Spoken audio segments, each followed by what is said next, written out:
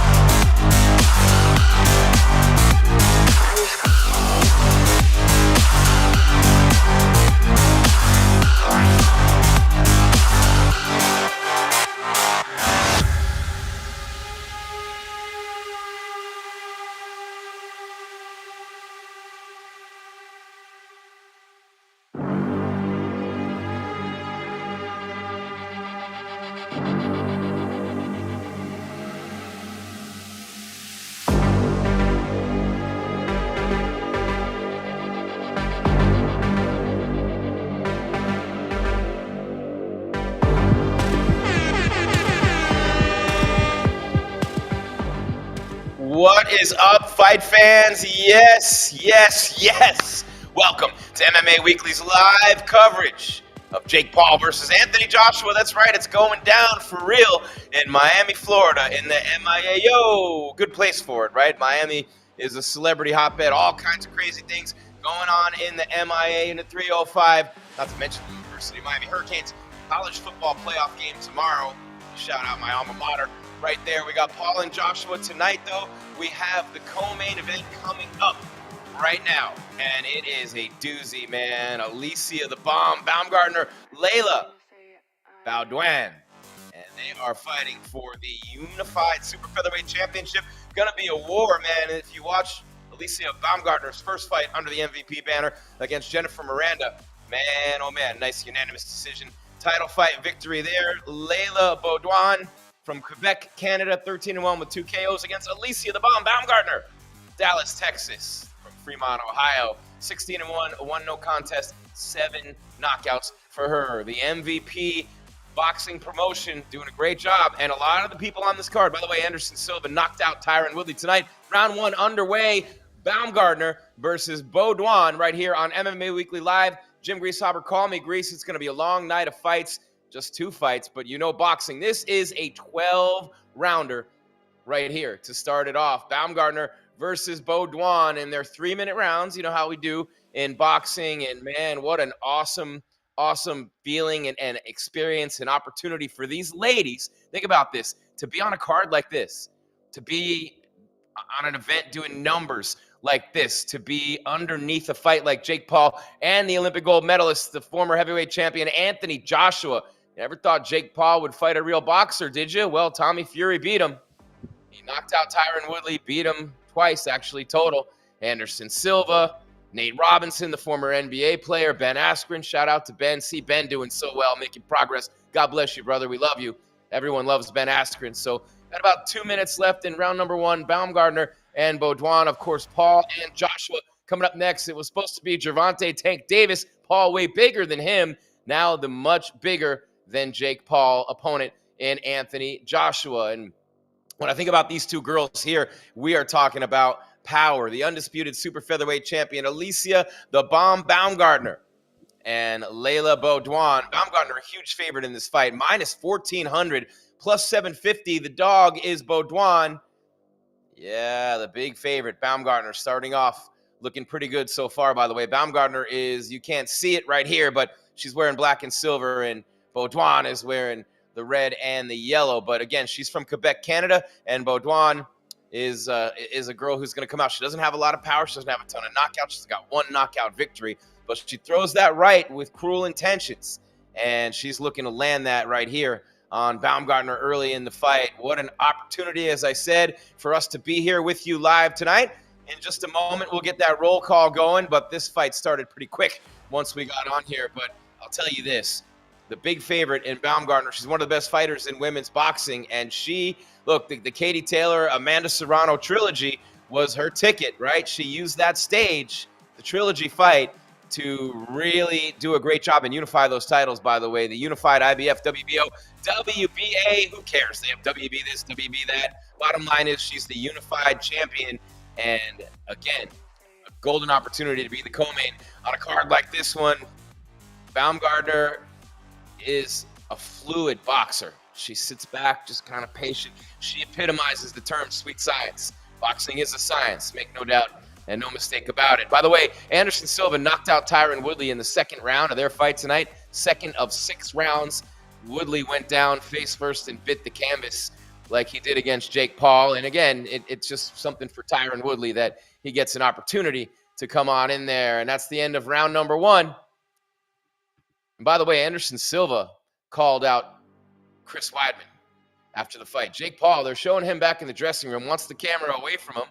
He shooed the camera away, but Jake looks a little bit tense, a little bit, focused. I mean, this is a huge test for Jake Paul. We made fun of him. I've done every one of these fights right here on MMA Weekly with you. And by the way, round 2 about to start in just a moment. But, man, we were here for Jake Paul's first fight. Remember that? Nate Robinson. We were here for Ben Askren. Both Woodley fights. Nate Diaz, Anderson Silva. We've been here for all of them. And now he's 12-1 with 7 knockouts going up against Joshua. 28-4, 25 KOs. And everybody talked about the way Andy Ruiz beat Joshua. Well, Jake Paul's not Ruiz. And we saw what Anthony Joshua did to Francis Ngannou and how Francis went the distance with Tyson Fury. And who the hell knows if anything's legit in boxing. But I will say this. Round 2 is underway between the girls. What I will say is that we have a kid in Jake Paul, and I call him a kid. I call everybody a kid. I have a lot of respect for him. You've seen my interview with him here on MMA Weekly. Jake Paul, the problem child. You cannot take anything away from him after this tonight. And people are going to say, oh, it's fixed. So many people betting on Jake Paul, so much money coming in on the problem child tonight. And that's probably because a lot of people think that it's not legit. And I would love to see Jake Paul knock the living piss out of Anthony Joshua. I really would. Me personally, I would just absolutely love to see that. I don't know how you feel about it, but a couple things while you're here. Give us a roll call. Where are you from tonight? Where are you watching us from? And who do you have winning, Jake Paul or Anthony Joshua? Where are you at, MMA Weekly and the fandom we have here tonight? About 2 minutes left in round number 2. By the way, Bombgardner circling, stalking, looking to control the center of that ring against Bodwan. And not a lot of action in round number 1, but one of the few female fighters with legit stopping power. And I'm not talking just knockout power. I'm talking dead in your tracks, flat on your back, mouthpiece flying out. Yeah, she has that kind of power. Her footwork, her athleticism, explosive shots for Bombgardner. She's got the physical skills, but the big thing that she's been working on is her ring generalship. You know what I'm saying? And that we see she has commanded the center of the ring here tonight in Miami against Bodwan, who just ate a big right hand as we hit the minute-and-a-half mark of round number 2. She's active. Bombgardner is. Compact combinations for sure. The footwork opens up the attack. She's got the angles. Just split the guard and crushed her with a right. Bodwan trying to use the jab to keep her off, but it's really not working.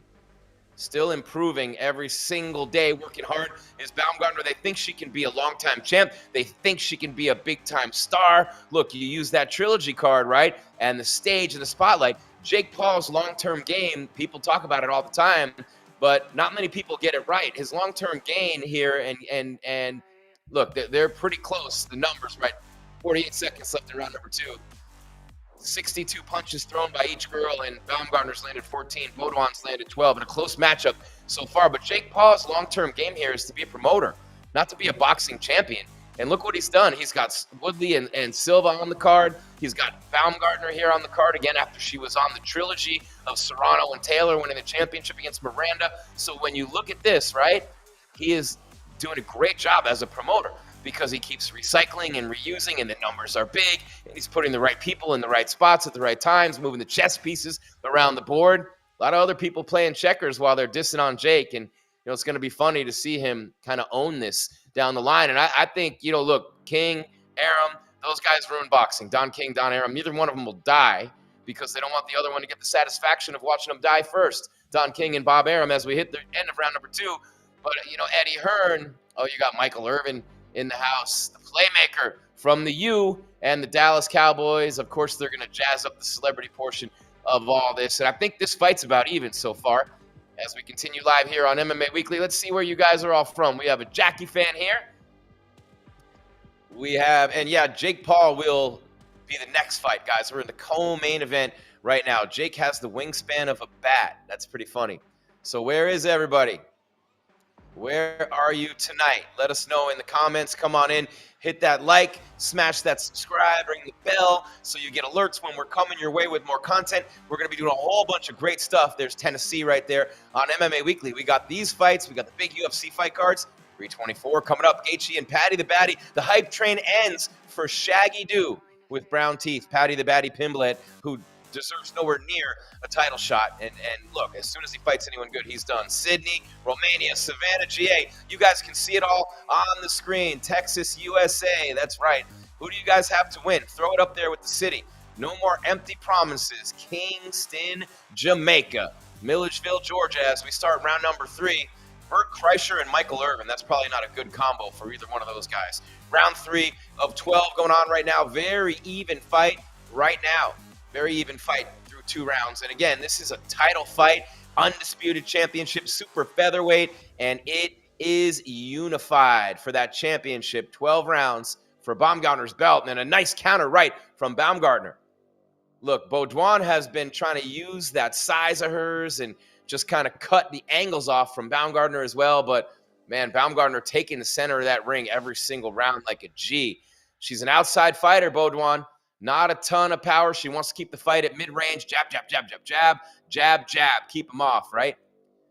A lot of great new things happening with Netflix, by the way, as the moves continue in the new media landscape. It's just insane to see how fast this world is changing. I use ChatGPT every day, training it to be like a clone of me, an assistant for me, all sorts of great things you see coming your way. And a big right hand from Bombgardner rocks Bodwan at the 130 mark. Bodwan's got to stay at outside mid-range distance, come in, pick, hit her at distance at the end of the punch. Don't want to get in the pocket. You do not want to get chest to chest with Alicia, the bomb, Bombgardner. And Bodwan's got fundamental skills, but again, Bombgardner's landing more punches now, 22 of 96. Bodwan, 16 of 86 unofficially. Thank God I have the volume down so I don't have to listen to Moro. Thank God. Did I just say that out loud? Oh, well, maybe he'll get depressed about it. So anyway, Bodwan, good fundamental skills, needs to stay outside. I don't like the guy. There's a lot of reasons for that. But Bodwan doesn't have the style to neutralize the power. She can't really neutralize the power of Bombgardner. You know what I mean? She can tie her up. She can get inside. But when she gets inside, she better tie her up fast because, you know what I'm saying? You get in there for too long, you might catch a, like a Jorge Masvidal piece in a soda. You know what I'm saying? And by the way, shout out to Masvidal, Gamebred. Who would like to see Chris Weidman and Anderson Silva in the boxing ring? I don't know that I'm one of those people. I have to be honest with you. There we go. We got 16 seconds left in round number 3. Yeah, man. Bodwan's doing exactly what she has to do tonight. Stay at distance, backpedaling. You know what I mean? But you have to stay out of that wheelhouse. She comes in with the jab, comes in with the double jab, combo maybe here and there, and then she'll tie her up as we hit the end of round number 3, a quarter of the way through this super featherweight championship unified. That means every single one of those stinking, rotten, lousy sanctioning bodies that have ruined boxing. A lot of them. I mean, look, you got Dana White going in there now, trying to change boxing and do some things. You got Terrence Bud Crawford suing. You know what I mean? I think things are really about to change in the sport of boxing. And what started the whole shakeup, full circle, is Jake Paul. Jake Paul. Oh, there's Dave Portnoy in the house from Barstool. He lives in the Keys now. Bert Kreischer flashing a nipple. You got to love that. 2 Bears, 1 Cave. I love that podcast, by the way. It's amazing. So I don't think there's anything Bodwan can do here. Really, in round number 3, her face is starting to get a little bit marked up. The first 2 rounds, it was pretty even. Now, remember, minus 1,400 coming into the fight. Bombgardner, the favorite. Bodwan, plus 750. By KO, TKO, plus 2,000 for Bodwan, plus 200 for Bombgardner as we start round number 4. Win by points or decision, plus 1,200 for Bodwan, minus 200 for Bombgardner, and a draw, plus 1,800. You know what I'm saying? So a lot of people thinking Bombgardner will win by decision. I think she could get the late knockout. But I see here Bodwan.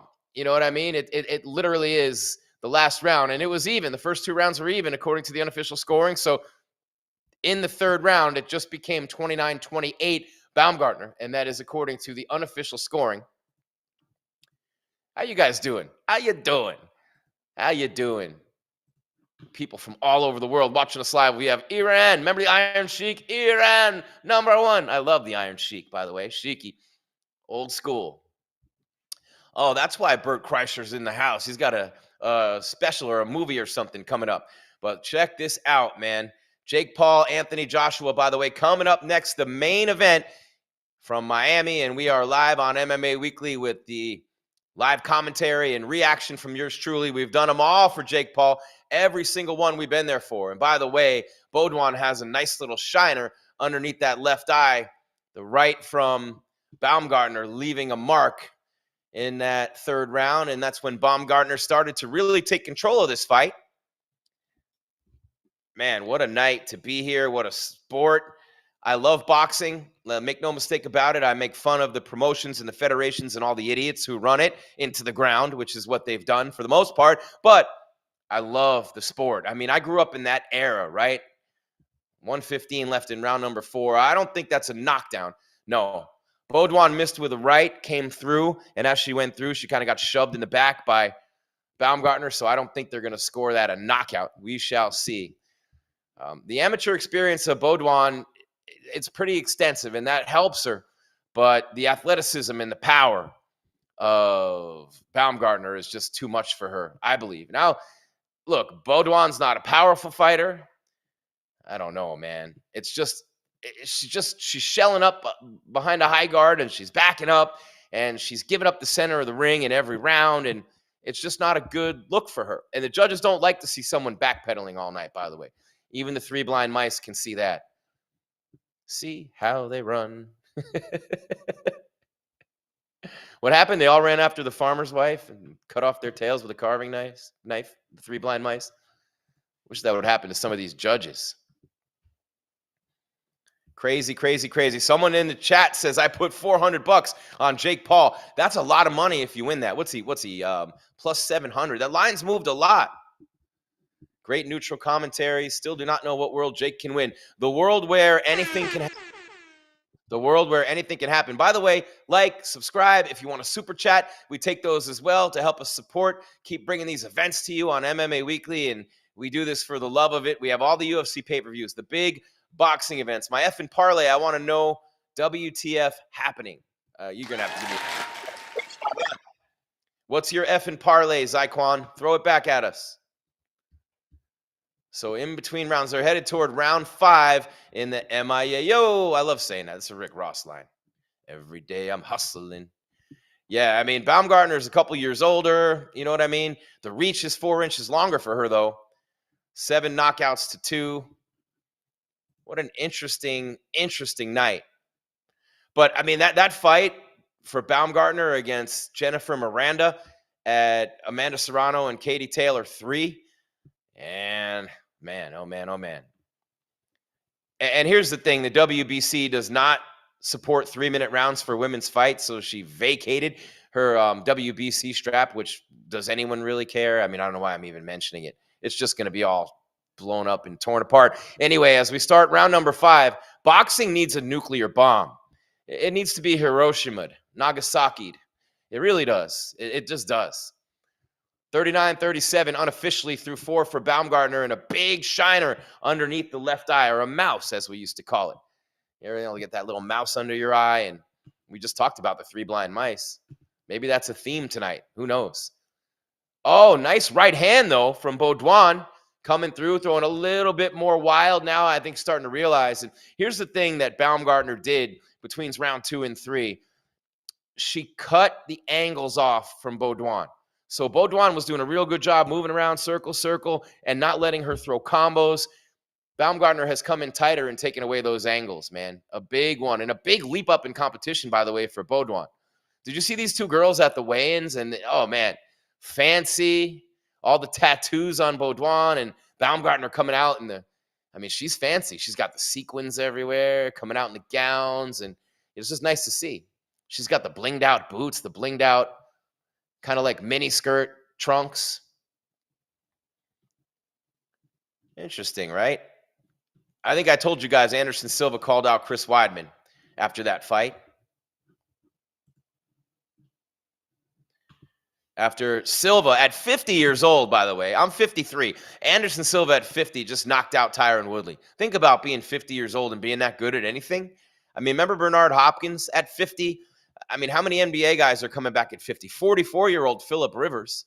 Saw what he just did coming back for the Indianapolis Colts last week, almost winning an NFL game. And how about, let's see, I'm trying to think of baseball. Nolan Ryan, what was he, 47, 46? Still throwing 96, 97 miles an hour. That's a long time ago, obviously. But hey, I'm just giving you some historical reference here. Oh, nice job by Baumgardner. Bodwan came in for a right, and Baumgardner just threw a shovel check right up into the jaw. 44 seconds and counting left in round number 5. Looks like Baumgardner's starting to really cruise here, take control of this fight.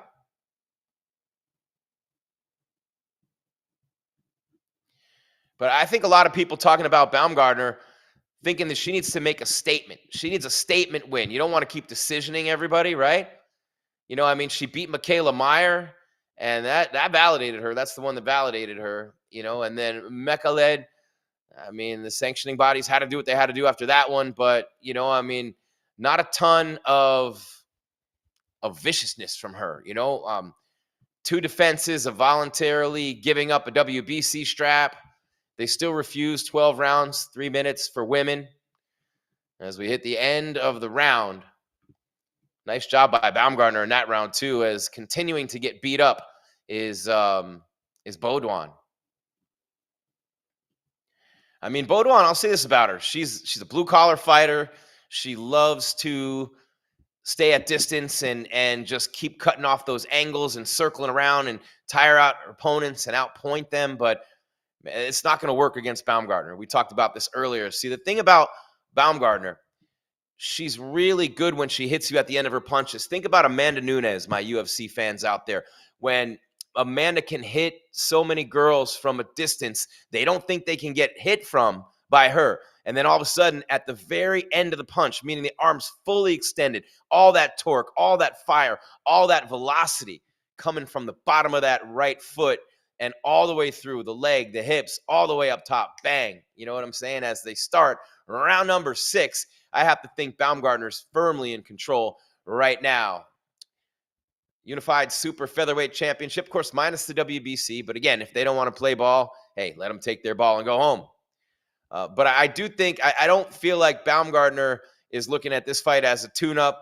You know, I mean, I don't think Bodwan's going to be a title contender. It just is what it is, you know? It just is what it is with that. Yeah, 35 out of 100 for Baumgardner now and 18 out of 67 for Bodwan. That's punches thrown. That is punches thrown and landed. So we could see after splitting the first 2 rounds, it has been all Baumgardner in rounds 3, 4, and 5 as they fight round number 6. Right now, we get closer and closer to the main event. Jake Paul, oh my God, he lost to Tommy Fury. Now he gets in there with a guy, and I don't want to call him a savage because I don't think Joshua's a savage, but I do think, and I love that Tyson Fury came out with a video about Joshua because they'll probably fight next. It'll be like Pacquiao and Mayweather. It'll be way too late, just like boxing always does, way too late or way too early, like Mayweather and Canelo. But boxing for so long, not being on the same page, the sanctioning bodies, the promoters, all those things, they let, you know, so many fighters just cherry pick their opponents and, you know, oh, I'm not going to fight this guy and I'm not going to fight that guy. And Canelo's not going to fight David Benavidez and all, you know what I mean? Like it happens all the time in boxing. But a 3-belt unified champion in Alicia Baumgardner, nice right hand from Bodwan. But Baumgardner doesn't really have any markings, nothing cut on her, no real bruises. And Bodwan now has one under each eye. It's a bruise on the right, a cut on the left. And now she's really got that tight guard up high. And she's a high guard fighter anyway, but it's up tight. It's high and tight. Now, and it's hard to be an offensive fighter with a tight guard. You know what I'm saying? Anyway, oh, nice right, though. The counter right from Bodwan sneaks its way through. I think that maybe the most impressive fight for me for Baumgardner, well, Michaela Meyer, that was a big one, right? But the Terry Harper stoppage, to me, that was a big one. I really like that fight. As they fight round number 6 right now. Alicia Baumgardner, she wore that blinged out bikini at the weigh-ins, the gown on the walkouts, and she's trying to build that brand and use an MVP for that. And Jake Paul trying to be, dare I say, the Dana White of boxing, went after Dana right away, obviously many, many times. And Baumgardner, of course, famously called Bodwan a puppy before this fight. 5 seconds left in the round. That might have been a little bit of a closer round. I'm not sure who to give that to. I am not sure who to give that to. Baumgardner, of course, born in Ohio, raised there, now fights out of Dallas. Detroit, Michigan is where she trains. And, of course, look, her mother's German, Japanese, and Korean. Her father's African-American. But she is a hell of a boxer, and she has a chance to be a real star. A real star. And I've always wondered when we're going to get that lady who comes out there, and Layla Ali, who's, by the way, on this fight. Shout out Layla Ali. Man, what an awesome, her father, Muhammad Ali, just incredible. Anthony Joshua warming up in the bowels of the Kaseya Center. Man, did I spend a lot of years there covering the Miami Heat. A lot of years living in the MIA, and I'm in Phoenix, Arizona, but spent a lot of years in that building. Young Dwayne Wade, and then the Wade Shack, and then the Heatles, and oh my Lord, those are some good times. A lot of concerts there, a lot of events. As we start round number 7, man, a nice payday, a chance to win a belt tonight. Interesting, right? Boxing is hard to keep up with, but one thing Jake Paul has done, and I've said it a million times, when a YouTuber coming in is your biggest star in the sport. By the way, 10-9 Baumgardner last round, 59-55 as they fight round 7. It is incredible to see what Jake's been able to do on the promotion side. If you know his end game from the start, as I have, and I've talked to him about it, then you understand what he's trying to do here. He's putting himself at harm's way, at risk as a fighter, to build his business as a promoter, Most Valuable Promotions. And you see with the brands that he works with, and the sports book that he started, and all those things, what this guy's all about. Like his brother, they're entrepreneurs. They're using the spotlight. Logan fought Mayweather, WWE, right? Now it's Jake in the boxing side. When Jake came in and became the biggest star in boxing, and make no mistake about it, he is the biggest star in boxing. Whether you agree with me or not is irrelevant. Jake Paul is the biggest star in boxing right now. It's not Canelo. Look at Canelo's pay-per-view numbers. There's nobody with the pay-per-views. Mayweather's gone. Pacquiao came back and did big numbers. Maybe not as big as Pacquiao when Pacquiao fights, but that's about it.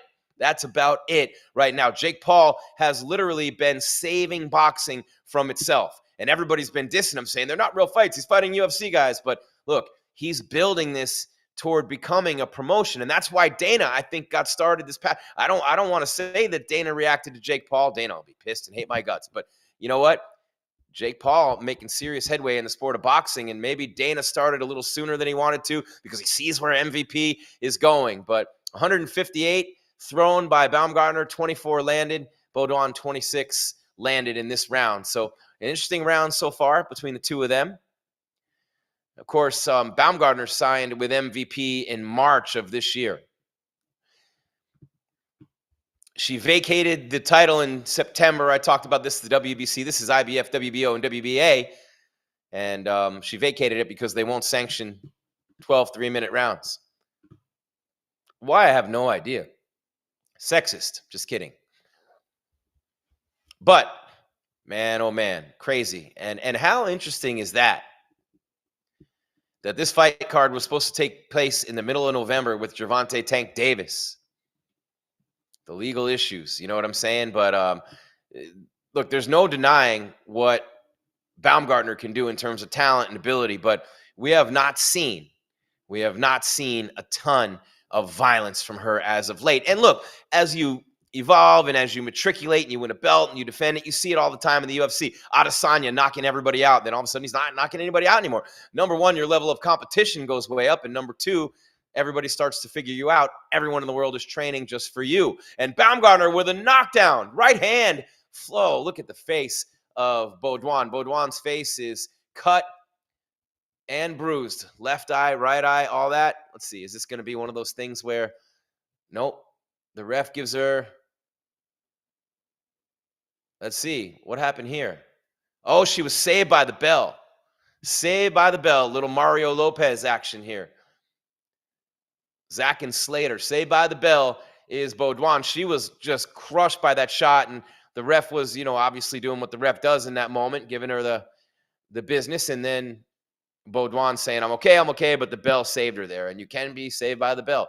But a short left from Baumgardner, and then a quick right hand right after it. So a short left, and then followed by a right. So what happened was, as Bodwan's coming in, Baumgardner hit her with a short left. So Bodwan adjusted, came from the other side, and then Baumgardner saw that coming and tagged her right away with the right. And now Bodwan, again, has got the big mouse in the cut under each eye and sweating profusely, very, very tired. You know what I'm saying? Look, this girl, not a lot of people gave her a chance tonight. You saw what the odds were. I told you what the odds were in case you were wondering. It was minus 1,400 coming in for Baumgardner, plus 200 for her to win by KO TKO. That can still come in for you, by the way. And if any sports books out there want to jump in on this action with us, hey, we got millions and millions of MMA and boxing fans watching us and listening to us here on MMA Weekly as they come to the center of the ring for round 8. Here they come.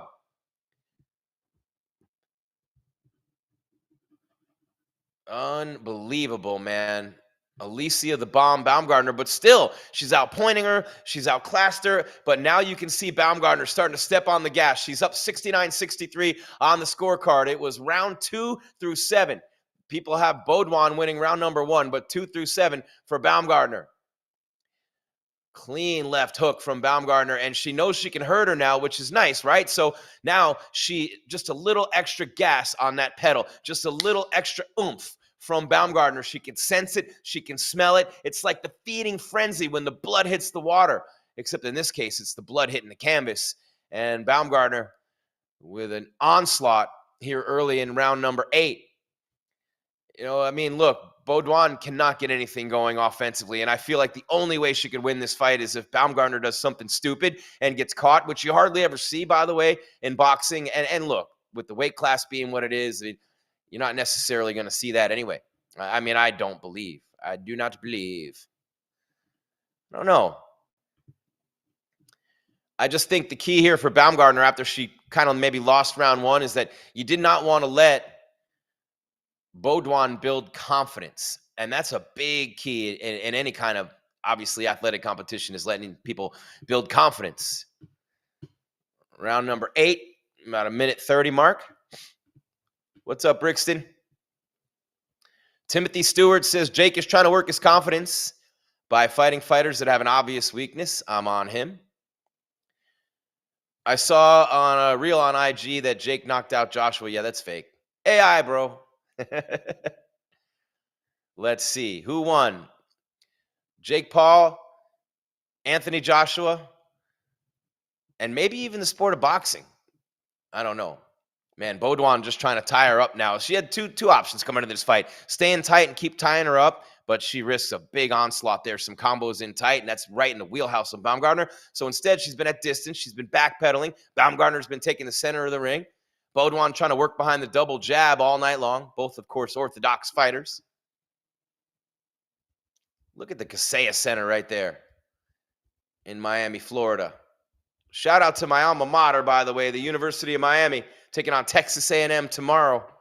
Yeah, I'll be on live right after that game doing a post-game show. And the on Sunday, can't wait for that.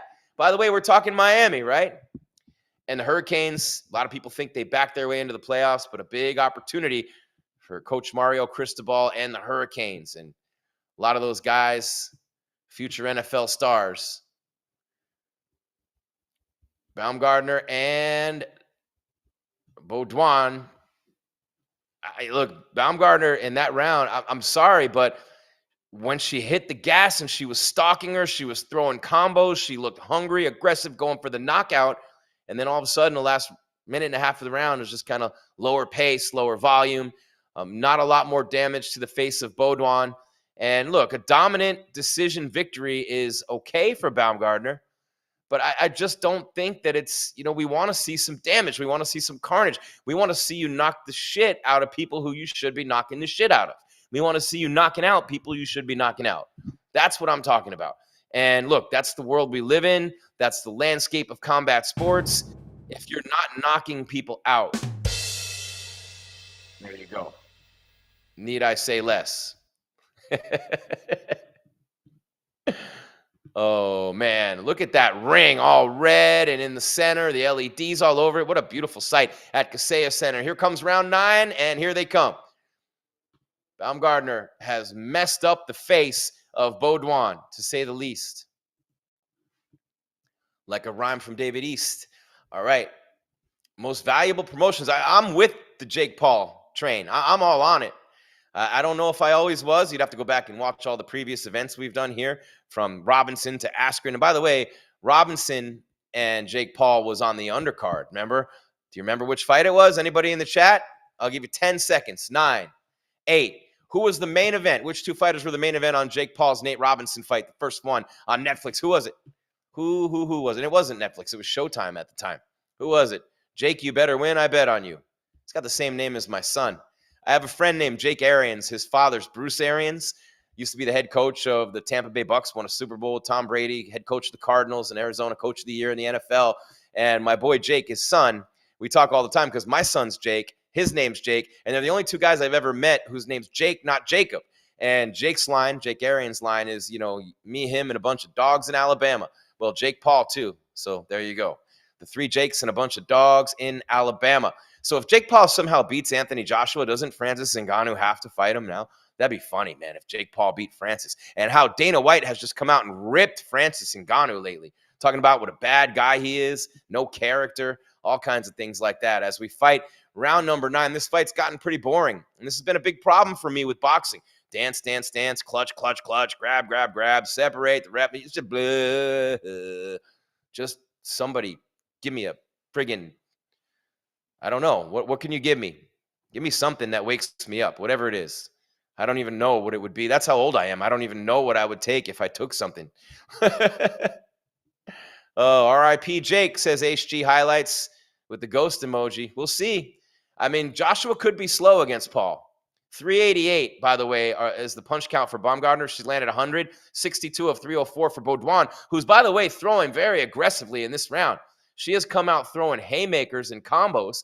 And look, you're getting to that point of the fight. You've lost pretty much every round. You know that you're probably not going to get another chance like this, especially the way you fought tonight. You know that you're a bump in the road for Bombgardner. So why not go out there and just let it fly, man? Let it fly. Like they told Charlie Sheen in Major League. Wild thing. Just let it rip, Ricky. The heater. Who's been winning? Oh, Baumgartner's killing her. I won't say killing her because it's boxing. Tapping her to death, outpointing her. But, I love boxing, the sport itself. Don't get me wrong. Joshua, by God's grace, do the unusual tonight. What is that? I shouldn't have read that without reading it first. So obvious, Baumgardner winning. Yes, very obvious. Thanks for spending your Friday night with us here on MMA Weekly. Live coverage of Jake Paul and Anthony Joshua, Alicia the Bomb Baumgardner, and Lila Bodwan, the Unified Super Featherweight Championship. Alicia Baumgardner, the champion, and they will head to round number 10. Oh, yeah. There's real people here, man. Not a ton of bots in here. See that? Maybe some ops. Just kidding. My son gets pissed off of me, my 16-year-old. Shout out to James, my boy James Grieshaber. And I'm Jim. I'm actually James, but he goes by James, right? So he's recovering from having 5 teeth pulled today. He was born with 5 wisdom teeth, which is ridiculous. And then we took 2 other ones out. The kid's got more holes in his mouth than you know what I mean? So he says he's going to be watching. So here's the test, James, my son, my 16-year-old. Hope you're watching your dad tonight. I better get a text within like 10 seconds saying thanks for the shout out. But the reason James came up is he goes, how do you know the lingo? Because I'm holding my grandson. I'm like, yo, Unc's here. And I'm like, don't care about my ops. Round 10. And my kids get disgusted that I know their lingo. They're like, you're Gen X, not Z. Round 10 underway between Baumgardner and Bodwan. But hey, man, when you're up on things, you're up on things. What can I tell you? 6-7. You know what I'm saying? There you go. Round 10 of 12, 240 and counting. That's the one that blew my daughter's mind, the 6-7. I heard AJ was born with 3 hands, but chopped one off to prove how strong he is. Oh, my Lord. Wow. Unbelievable. Let's see. Man, shut your ass up, someone wrote to me. I mean, but then what would you do if I did that? Watch, I'll try. See how much fun is that? 215 and counting in round number 10, man. Jake Paul and Anthony Joshua. I still can't believe Jake Paul is fighting Anthony Joshua. Let me know how you feel about that in the chat. Did you ever think you'd see him fight a guy like Joshua? And will you now admit that you have to give this dude his props? I'm not saying you got to give him his flowers. Give him his flowers later. The props. The props, not the flowers. You got to give him the props and the respect for, I mean, getting in the ring with a killer, with an Olympic gold medalist, with a heavyweight champion who outweighs him by literally a ton and towers over him. Jake Paul's going to be like Scrappy Doo in there tonight. Let me at him. Let me at him. I'll splat him. You know what I'm saying? So 130 left in round number 10. This is so much fun. Should I bet 500 on Jake Paul on, no, I don't know about that. I mean, $500 if you can afford it, why not, man? The odds are long. My money long. It might be rigged, someone wrote. I mean, it is boxing, right? Boxing has, I mean, they should have been fighting in Riddler costumes with all the question marks around boxing. But hey, look what's going on in the NBA. Look what's going on in the NFL. Look at Tim Donaghy in the NBA. Look at the Lakers-Kings game 5 with Donaghy as the ref back in 2002. I mean, think about what's happened over the years. Any sporting event could be questioned in terms of legitimacy because of gambling. 50 seconds left in round number 10. The referee separating the two. This has become boring. It's been a systematic, I guess a beatdown. You call it a beatdown. I mean, Bombgardner completely outclassing Bodwan. I keep wanting to say Dubois because she's Canadian. Dubois, but it's Bodwan. I love those pronunciations. Oui. All right, there you go. Now, see, what Bodwan's resorted to now is clenching and clutching and headlocking. And it's like, come on, girl, man. You know, you're getting your ass beat. Make a better representation than that. Don't go out hugging and clutching and just trying to survive. No, don't just hold on to the driftwood and hope you get, the waves take you to shore. Swim your ass there. You know what I'm saying? Round 10 about to come to an end. Jake Paul going to hit so hard, he'll be paying to get back in. Someone put 500 on Jake Paul. Wow. End of the round. End of the round. Who is winning? Oh, good Lord. It's a bloodbath now for Baumgartner. She doesn't have a mark on her. She's sweating. She's doing a lot of work. She's cut off the ring. She's taken away the angles. She's chased her around as she's backpedaled. She's now pushing her and keeping her off her as she's clutching and clenching and grabbing. But for Alicia Baumgardner to be taken seriously as a big-time star, what does she have to do? What does any fighter have to do to be taken seriously as a big-time star? I mean, obviously, you win enough and you go undefeated long enough, you're going to get the recognition. But ask Mighty Mouse Johnson about that. Ask Demetrius Mighty Mouse Johnson what that's like. Never, you know what I mean? Like, just little guy. You need, what do you need? You need the knockouts. And by the way, I gave you way more than 10 seconds. Jake Paul, Nate Robinson was on the Mike Tyson, Roy Jones undercard that we did 2.1 million views for on MMA Weekly, by the way. And that was the first one we did live like we're doing right now. In terms of these, I mean, what do you call them? I don't know if you'd even call them anything anymore, right? What type of boxing event would you call it? It's a legitimate boxing event. 10-9 Baumgardner, 99-90 now. They're in round 11 of 12. Baumgardner's so fast with the counters. Everything Bodwan has done, she's had an answer for. It just hasn't been a good look or a good scene for Bodwan tonight. And look, I mean, she's hiding behind the guard a little bit, but she has thrown a lot more volume in these last couple of rounds because she knows, look, you're getting outlanded 89-47. You're getting outthrown 226-182. Let those shits fly, man. What are you waiting for? Easy for me to say, right? Swing the bat. Swing. I used to tell my son, Jake, you can't hit what you don't swing at. You only fail if you don't swing. You only fail if you don't swing. Swing. Boom, boom, boom, boom. 1 second, guys. All right, there we go. Oh, nice body shot from Baumgardner. See, this is what I love that when that happens, when someone tries to clinch and clutch and everything, and you can just hit them with one of those bombs right to the middle of that abdomen and just say, hey, get off me, bro. Or in this case, sis. But, man, 10-ounce gloves, 10-point must system tonight for Jake Paul. and Anthony Joshua. 8 3-minute rounds.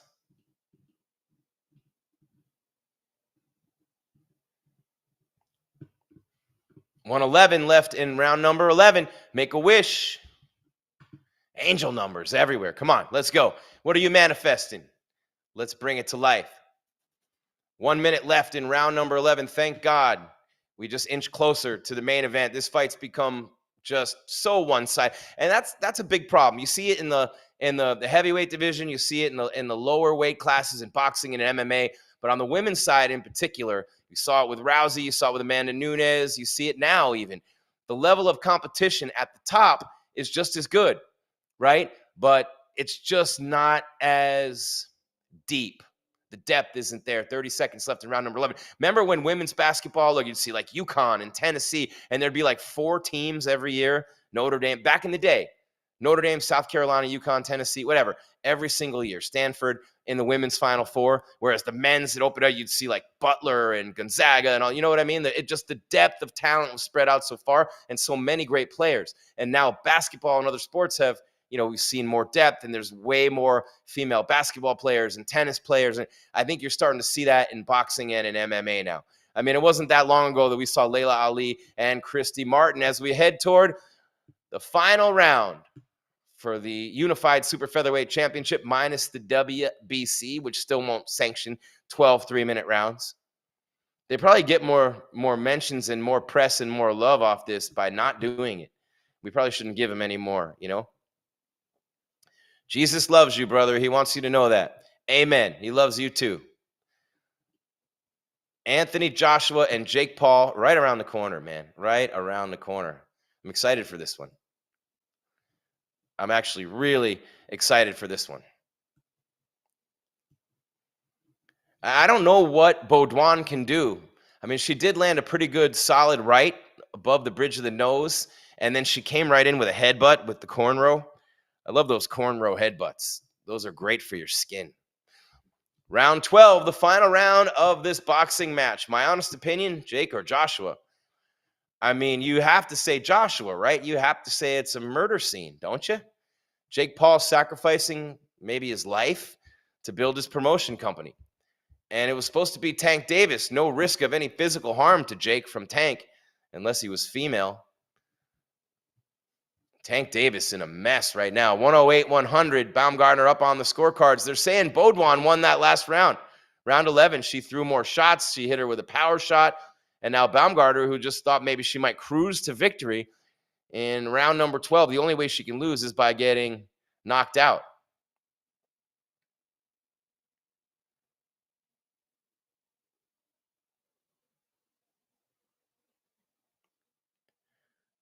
Jake Paul and Anthony Joshua coming up next.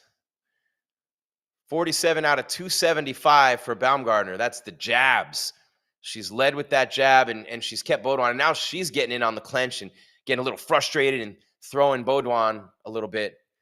150 left in this fight, and then we have Paul and Joshua. Stop clenching. Throw punches. It's boxing. Good Lord, it's not wrestling. It drives me insane. It drives me insane when boxers clutch each other for an entire fight. I know it's part of strategy. I know some people can only win. And look, you're just not going to go in there and just throw bombs for an entire fight every fight. But, man, it gets boring pretty fast. Pretty fast. Who you guys taking in the main event? Who you throwing your money on? Jake Paul or Anthony Joshua? But no matter what, Jake Paul wins. Most valuable promotions. And I know the tickets weren't that expensive, and people are saying that, the ticket sales weren't good at all, by the way, for Tank Davis. Not at all. Total punches, by the way, 151 out of 549 for Bombgardner. 1 minute left in the fight. Bombgardner explosively in the middle, throwing bombs, looking for a finish. She knows she needs highlight reel knockout. You need highlight reel KOs. You need them, and you need them in big fights against big-time opponents. You need them in title fights. You throw bombs and you get knockouts in big title fights. That's how you become a superstar and a legend. Oh, Bombgardner better be careful. Combo by Bodwan. And now Bombgardner with the clutch. 33 seconds and counting left. Oh, don't be mad that she clenched you now after you've been clenching her for 3 rounds. Come on. Oh, Baumgardner with a little elbow in tight. Nobody saw it. Nice. Bodwan throwing wildly right now like a bar brawl. Going to throw a Bud Light bottle at her next. 13 seconds left.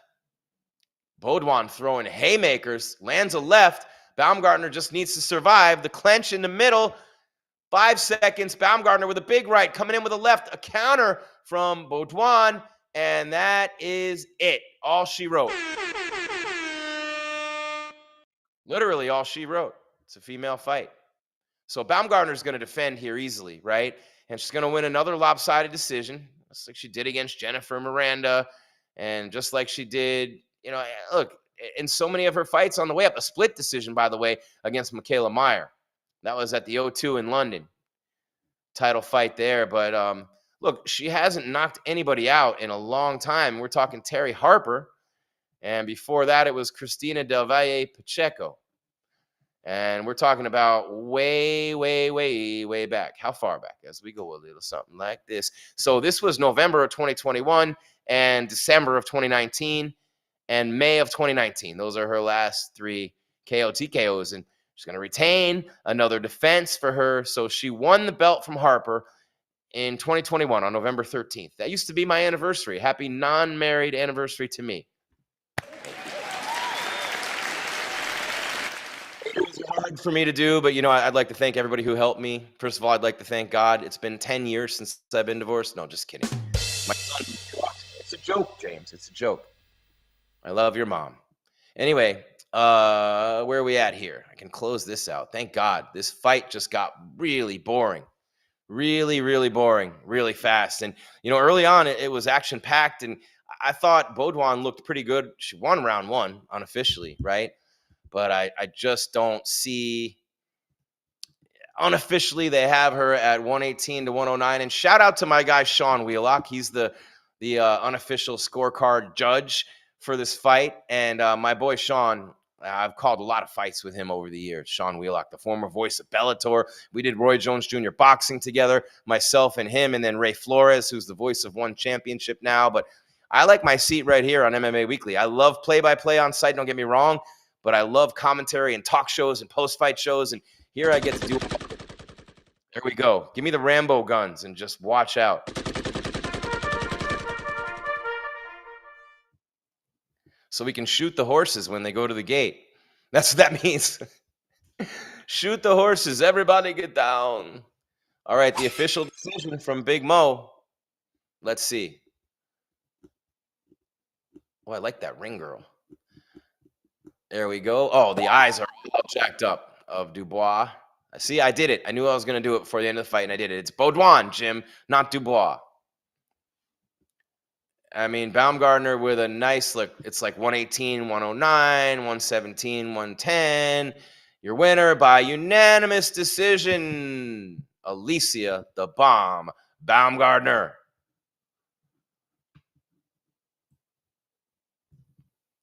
And we got Jake Paul and Anthony Joshua coming up next. All those belts looking good around the shoulders and the waist of the champ. And she looked really good tonight. But again, needs the highlight reel KO in this fight. Really outclassing Bodwan from the start. You need the knockout. Let's see if Ariel actually asks her that, which I highly doubt. Highly doubt. But maybe he will. Maybe he will. 158 out of 570, 98 out of 452, 28% to 22%. Baumgardner outlanding and outthrowing Bodwan. Man, oh man, those girls. I mean, look, I don't want to disrespect anybody who's in the arena. I don't want to disrespect anybody who's in there fighting and sweating and scratching and clawing. But I do know from, I grew up in the freaking Muhammad Ali, Larry Holmes, the tail end of Muhammad Ali. But, Tommy Hearns and Sugar Ray Leonard and Duran and Hagler and all those guys. And then you had Roy Jones. You got to have those highlight reel KOs. You have to. And I want to see the first female boxer who just lays waste to everyone and becomes a big crossover star. It's coming. You've seen Ronda Rousey in mixed martial arts, right? Seen plenty of them in WWE, plenty of them over the years. When's it going to happen in boxing? Layla Ali's Muhammad's daughter. You've had Christy Martin. The movie, by the way, was a flop with Sydney Sweeney, who everyone seems to be in love with. I'm really not all that.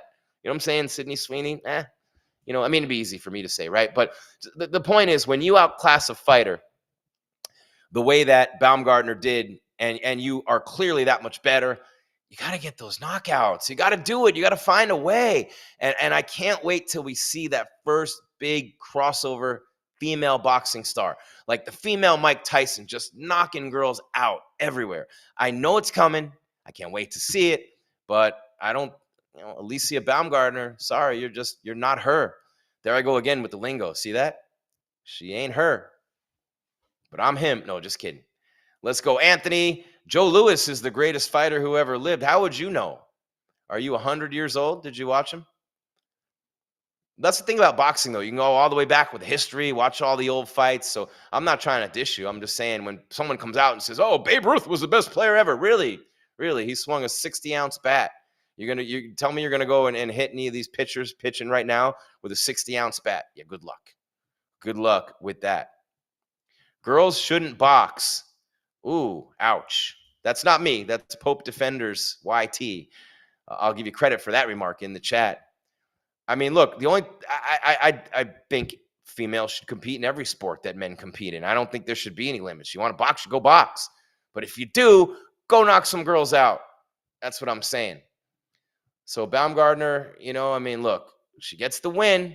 She gets the win. And that's really the only thing that really, truly matters at the end of the night, more than anything else, is the win. But when you're fighting a 750 underdog, a plus 750 dog, and you're a minus 1,400 favorite, and you're only, you're at plus 200 for the knockout, not getting the finish is almost as bad as watching Kate Scott and Layla Ali break it down in between rounds. But she is one of the best fighters in women's boxing. She is the undisputed super featherweight champion, and she looked really good tonight. She did, but she didn't get the knockout. She didn't get the knockout. And speaking of knockouts, what will happen if Jake Paul knocks out Anthony Joshua? Tyson Fury will be happy. And why didn't Joshua and Fury fight, man? That just really pisses me off that these two guys, they're both English. They're both champions. They're both in the same time frame. Their careers, you know what I mean? How does that not happen, man? Tyson Fury and Anthony Joshua. We need to see. Oh, never mind. Doesn't matter. It's boxing. So Baumgardner, she doesn't have a scratch on her. She's walking back, but I can kind of see it in her face. I think she's kind of feeling like she should have had the knockout there.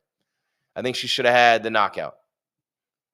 What do you think, man? If people think that this might not be 100% legitimate, and I can see why people might think that, and Jake's gotten really upset about things and lawsuits and all sorts of stuff like that, but what I want to say about it is, regardless of what you think about it, if you go back and you watch these fights, and I know Mike Tyson's old, and Woodley and Diaz and Askren are MMA fighters, but I've covered the UFC forever. And I mean, we're on MMA Weekly, right? I've interviewed the biggest UFC fighters in the world and sat cage side for some of the biggest fights of all time before the Nelk boys came in, and all they do is podcast now. But the point is, I've seen these guys up close and personal, and they are bad mofos. You know what I'm saying? Anderson Silva, regardless of how old he was when he fought Jake Paul, you look what he did against Woodley tonight. Woodley, a former UFC champion. Diaz, a G in every sense, not a champion, but could have been maybe at some point. I don't know. What I think is that Jake Paul has put himself at risk to build his company. And the one loss to Tommy Fury, obviously, he's the one legitimate boxer he fought, and that's the guy who beat him. Maybe Tommy's better than we thought. I don't know. But Jake Paul versus Anthony Joshua, it's a big mismatch to so many people, and it's looking like a bloodbath. But we'll see. We'll see. I'm not really 100% sure that that's what we're going to see early in the fight. It's not easy to just go out there and knock somebody out in the first round, obviously, right? So we'll see if Anthony Joshua can do it. You saw what he did against Francis Ngannou. You know what I mean? You saw what he did against Francis Ngannou, and that was really impressive.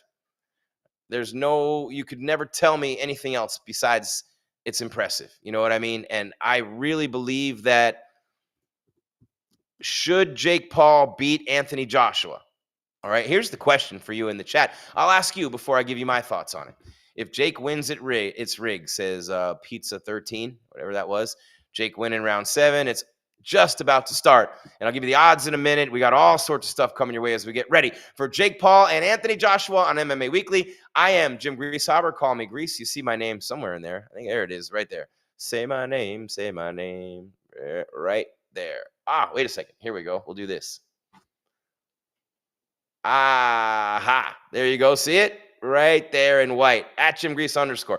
Anyway, having fun with you here on MMA Weekly. Smash that like button. Hit the subscribe. We have so many subs here on MMA Weekly. 20 years plus of bringing you the best content in combat sports. The largest independently owned MMA website and content platform in El Mundo. And man, oh man, one of the best experiences of my life sitting here at this desk. Commentary, reaction, having a great time with all of you. Let's do another roll call. Where are you? Where are you watching from tonight? Who do you think's going to win? And I forget what I was going to ask you. I was going to give you my thought. Oh, yeah. If Jake Paul, and I can say if my aunt had a thing should be my uncle. Sure. But if Jake Paul goes ahead and wins this fight tonight, let's just say this, a win or a knockout. Does it matter? A win or a knockout? A knockout of Anthony Joshua. If Jake Paul knocks out Anthony Joshua, would it be the biggest shocking moment in sports history? Would you be as shocked as when Team USA beat the Russians in 1980? Do you believe in miracles? Yes! I mean, now who's 100 years old, right? I was making fun of the guy for Joe Louis. But would it be the most shocking moment in sports history if Jake Paul were to? Would it be Villanova beating Georgetown in 1985? What would it be? What would it be? Where would it rank in terms of the most shocking moments in sports history? And Jake Paul winning, period. Is it the biggest upset in the history of boxing? Is it the biggest upset in the history of sports? What do you guys think? Niagara Falls, New York, Anthony Joshua for the win, I hope. Thank you, Rick. Here they come, Scott. Look at that. I can see it happening because it's rigged, bro, says Tristan Ramos. You know what? Anthony Joshua, with the career he's had, I mean, honestly speaking, the career he's had, a legend, a Hall of Famer, a champion, unless he's broke and he owes like goon squads millions of dollars, why would you risk your whole entire legacy? You guys understand what legacy is to an athlete like him? Oh, Dave Chappelle. I love Dave Chappelle. Second greatest comedian of all time. No one touches Eddie Murphy. Sorry. And I love George Carlin, Robin Williams, Richard Pryor. There's my five. There's my five. Let's see. What do we got here? Bro still yapping, says Austin Rodriguez. It's kind of what we do. Anything but first round KO, TKO is rigged. Jake ain't winning. The best outcome for him is a draw. Uh-oh, here we come, guys. Anthony Joshua and Jake Paul. Jake Paul's wearing an American-made shirt, and that's his brand, right? The men's product and stuff. It looked for a minute like a Hulk Hogan shirt. Speaking of RIPs. Well, you know Mean Gene. The Hulkster. Jake may knock him out. Joshua has no chin. This is facts. If Ngannou would have hit him, he'd have been a dead man walking. But you just gotta give Jake Paul his credit, man, for building his promotion company, putting his life on the line, man. Can you imagine? Can you imagine? Like, that'd be like Dana White in the early days of the UFC going, I'm gonna fight Tito or oh wait, he did. No, but seriously, can you imagine Dana in the early days of the UFC fighting in the octagon? Can you imagine if that's how Dana had started this current version of the UFC by saying, hey, I'm going to fight Chuck Liddell. I'm going to fight Tito Ortiz. You know what I mean? And by bringing in like people from other sport, brilliant, right? What Jake Paul's done. The kid's been a star from the Disney Channel through YouTube. He and his brother, right? YouTube after that. So the kid is a genius as a businessman. There's no doubt about it. MVP, the brands, the sports book. You know, but Jake has been at times the problem child. Just, you know, I remember living in Arizona and during COVID, he got himself in trouble being out here with a bottle of vodka in front of the mall. I mean, you guys remember that, right? It's interesting. It's really interesting what Jake Paul's done. They're going to write books about this guy. They're going to make movies about Jake Paul. I mean, he just unanimous decision Julio Cesar Chavez Jr., you know what I mean? Who then got picked up and taken out of the country. That's crazy what happened with him, right? But he beat Mike Tyson, Mike Perry, and Perry's been great, right? In bare knuckle, on the Triller fights. You know what I mean? And I mean, look, he fought Ryan Borland. He fought Andre August. He fought Diaz, Fury, Silva, Woodley, Askren Robinson. He has fought real boxers. A couple of TKOs. Mike Perry, the last one. He can fight, man. Mike Perry's a G, and Jake Paul TKO'd him. Tell me a bigger G than Mike Perry. Tell me. I'm waiting. I'm not saying he's the best fighter. I'm not saying he's the most talented, but a G he is. Nate Diaz, a G. A G. You know what I mean? And look, Jake beat them both, and he knocked out, TKO'd Mike Perry. Diaz with the unanimous decision. They almost brought Diaz back for this one after Davis with the issues that he had, Gervonta Tank Davis. But Jake Paul looking to build Most Valuable Promotions into the biggest thing in the sport. And look, Eddie Hearn had a lot of things to say about Jake Paul on the way up. He'll never fight a real boxer. He'll never this. He'll never get any of my guys. Never this, never that. Well, who the hell is he fighting now, Eddie? Who the hell is he fighting now? You cannot deny a man on a mission with a purpose and a belief and a vision that is undeniable. When he won't break that focus and he's that locked in and he's manifesting his training every day, you're not going to stop this man. He's going to will himself into doing what he wants to do. And he may not win every fight, but he's willing himself toward building the biggest promotion in the sport, which desperately needs it, by the way. As I look at Lennox Lewis and Andre Ward, and they're the same size. That freaks me out, right? Remember Lennox Lewis? Massive heavyweight. I love Andre Ward, man. That's one of my favorite boxers of all time. Love Ward. And, I miss him in the sport right now. Lennox looking smooth up there. I mean, he's a British heavyweight. You know what I'm saying? Like Anthony Joshua. The 2011 World Championships, the 2012 Olympics, winning gold for Great Britain. Beat Klitschko in 2017, Fight of the Year by Ring Magazine. I mean, this dude, like his bio, his bio. I don't have to go through everything with Anthony Joshua. Look, he lost to Daniel Dubois.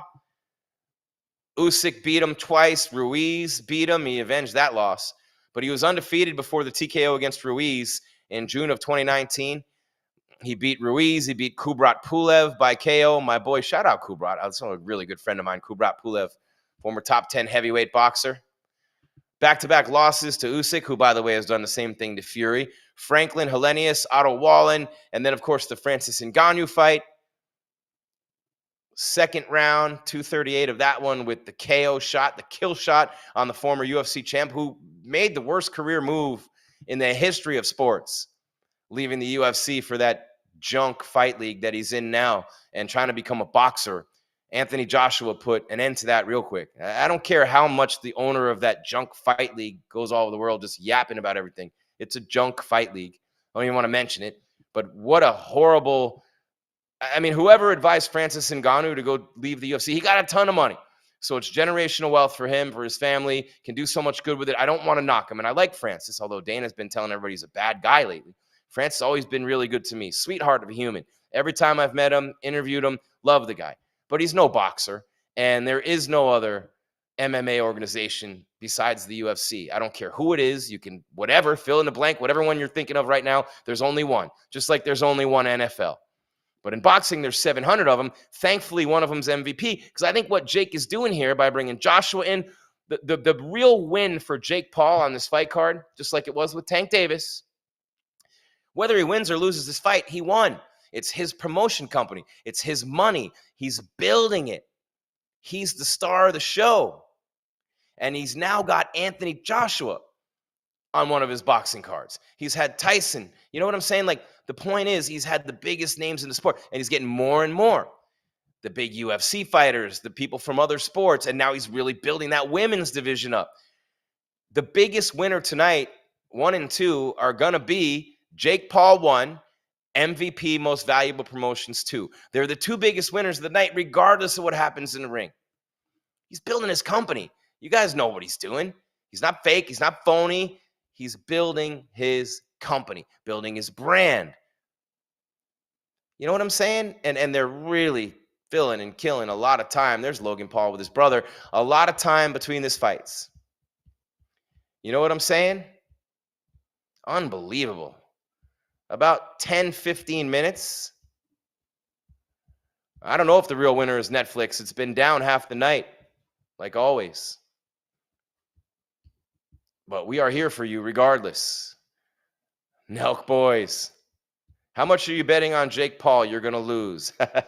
Total mismatch. Someone just called me Baldylocks. What up, randomness 9608? Baldylocks. I love it. That's awesome. Keep them coming.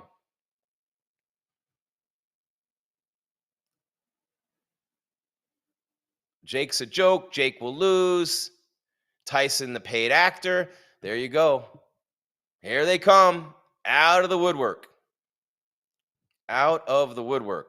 I guess that's like an old phrase because all the bugs would come out of the woodwork. I don't know. The old phrase is like, and what did cats ever do to people? Let the cat out of the bag, scaredy cat. Like there were all these phrases about cats. What they did to these cats. Windy City Shine. Why am I gay? I mean, if I were, there'd be nothing wrong with that. Oh, Jake won't lose because he's paying AJ.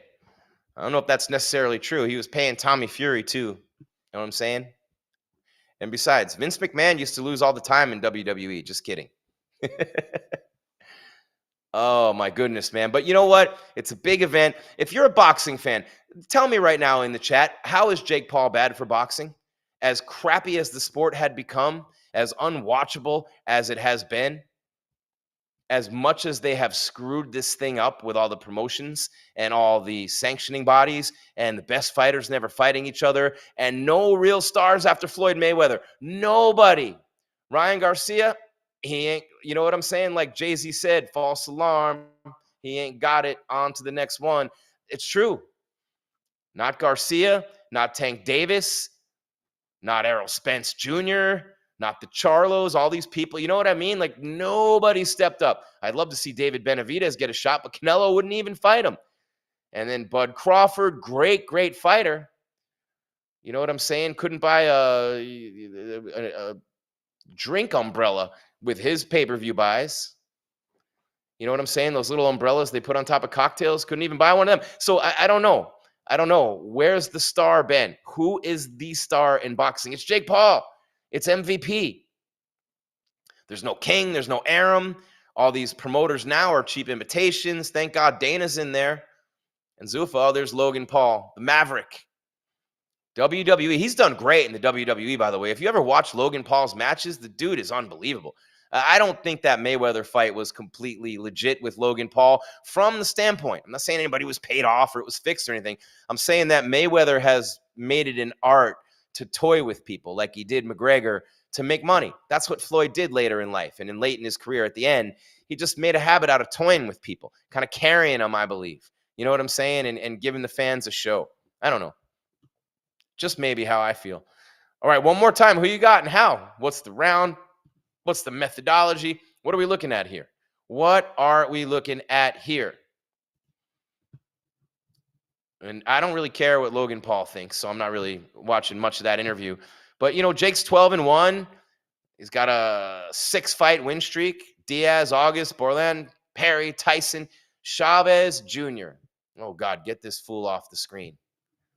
Good Lord.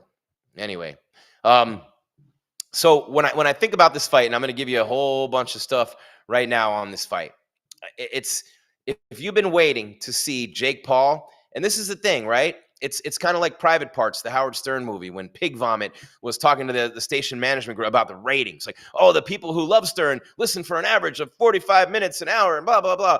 And now the people who don't like Stern, and the guy's like, yeah. And he's like, they listen for twice as long. So the hate makes you stay longer. We know that if you eat out or you review businesses, the negative Nellies always chirp the loudest. The people who just want to go through life hating, probably never doing anything, just hating on everybody else.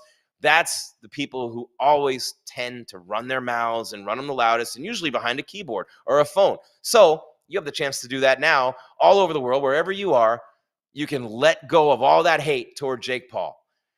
Jake Paul, how many of you are literally watching this fight? How many of you pay attention to Jake Paul for any reason, just sheerly because you want to see his ass get knocked out?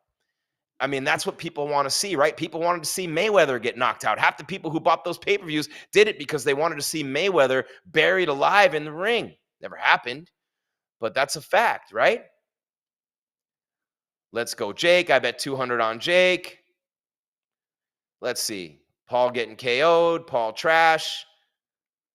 Let's watch him lose. I think that's why a lot of people are wanting to be a part of this and wanting to watch it, wanting to see it. You want to see the spectacle. Everybody loves a big spectacle, but a lot of people want to see Jake Paul laying flat on his back, boots to the sky. You know what I'm saying?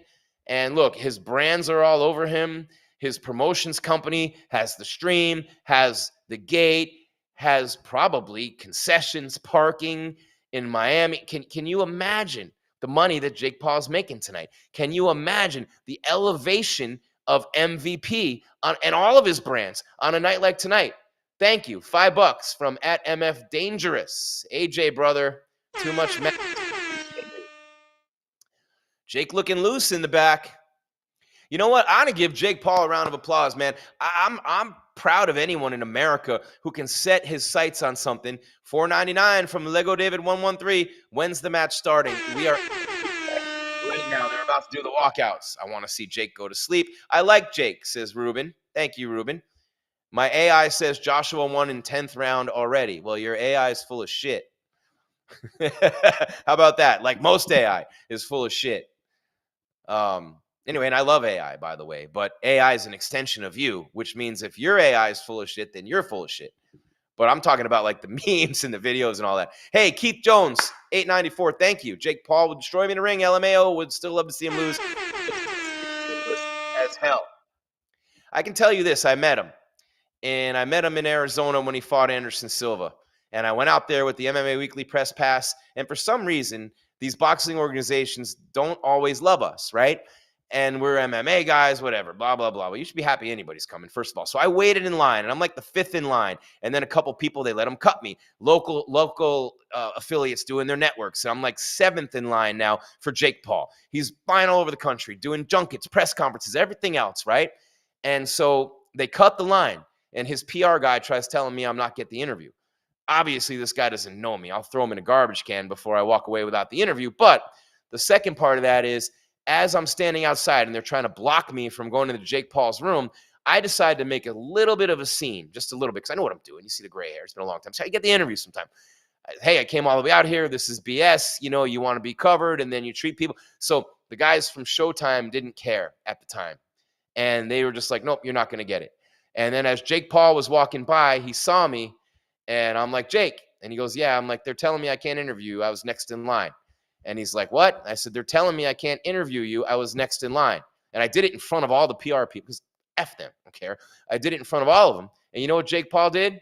He said, no, man, I got you. He went back in the room, let me set up my stuff, took 5 minutes to do that, did the whole entire interview, took some photos after, dapped me up and said, thank you for waiting, brother. That's my experience with Jake Paul. Straight from my mouth to your ears. That's my experience with Jake Paul, and ours with MMA Weekly for that matter. So I'm not going to say a bad word about that for me that time.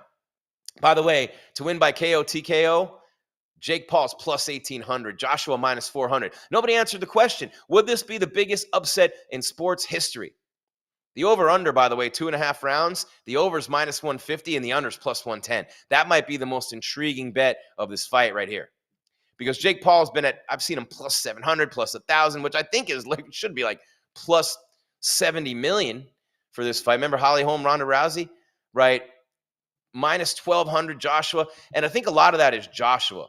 I think a lot of people think Joshua's lazy. They think he doesn't have a chin. They think that with his physical gifts and talent, he should have been a lot better than he has been, which is, by the way, the guy's 28-4.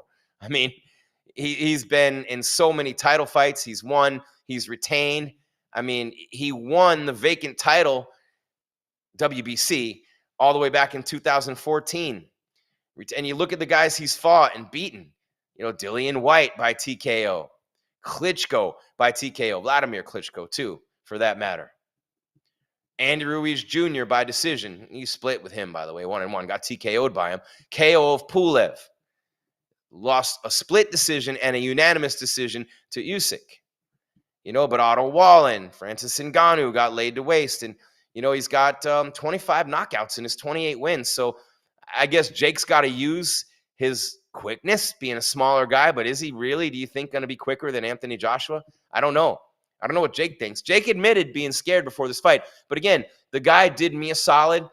His character, to me anyway, and the type of person he is, hey, man, I was very pleasantly surprised with Jake Paul. And also the other thing about him, how smart he is. Just talking to him, you can hear it, you can see it and feel it. But what he's doing with this sport right now, disrupting the entire thing, turning it upside down and throwing it on its ear, you have to respect this dude.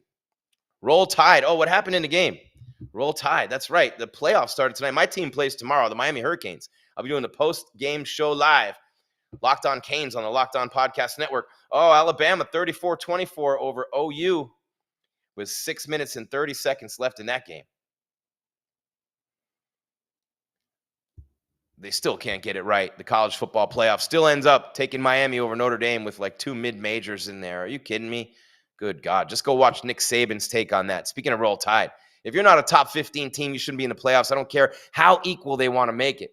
I'm sick of, and I don't want to get into the whole thing, and I'm not even going to say the 3 letters, but you know what I'm talking about. How everybody should be represented everywhere. Bullshit. The best people should be represented everywhere. I don't care if you're black, white, Asian, Mexican. I don't care if you're purple. I don't care if you're male, female. I don't give a shit if you're an alien. If you're the best, you're the best, and you should be there. Period. If you're not one of the best teams, you should not be in the playoffs. It's like affirmative action for college football. Give me a break. Give me a break. Anyway, rant over. Jake shouldn't be allowed to even lace up the gloves. Oh, wow. I got some Miami Hurricanes love on there. WWE, Jake is set to win this one, meaning it's scripted, right? Jake Paul's going to win. It's all fake. We are sheep for watching. Stephen Henderson, 7546. What else are we going to do on a Friday? Ain't got no job. Ain't got shit to do. What movie? Come on. Please. Smokey. Smoke. I only bet on Jake for 250. All right. 250. Hey, not too bad there.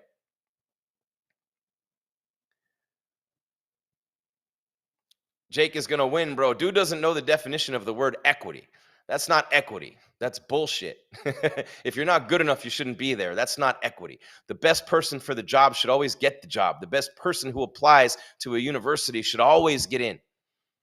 No, and I have a daughter. I wouldn't want my daughter getting in somewhere because she's female over anybody who's better than her. That's bullshit. That'd be a disservice to her. Jake will not win a single round, dog. Oh, look, Timbaland's there. Haven't seen him in about 20 years. Rick Ross. Man, oh, man. Every day he's hustling with the rosé neck. I'm not a Rick Ross fan, and I'm a big hip-hop guy. I put 400 on Jake. I am Ryan Loggins. Might as well be Kenny Loggins after that. Jake Paul is a BSer, not a boxer. Let's go, AJ. Jake is effing losing. Here we go. Let him roll. Where are you from? Who's going to win? How? When? And on top of that, should Jake Paul get his hand raised tonight and be victorious? Would it be the biggest upset in sports history? No one is engaging with my question.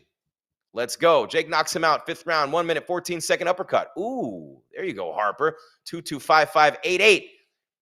Oh, Teofimo Lopez in the house. I like my dude. Honestly, it don't matter what anybody thinks about Jake Paul. He's a self-made millionaire. That's what it's all about. There you go. I'm a self-made millionaire. Who's that? Straight out of prison, busted pistols in the air. Tupac. Anyway, we got a lot of things going on here. $15K on AJ. Ooh-wee. $100 on the draw. Now, there's a smart person. A draw.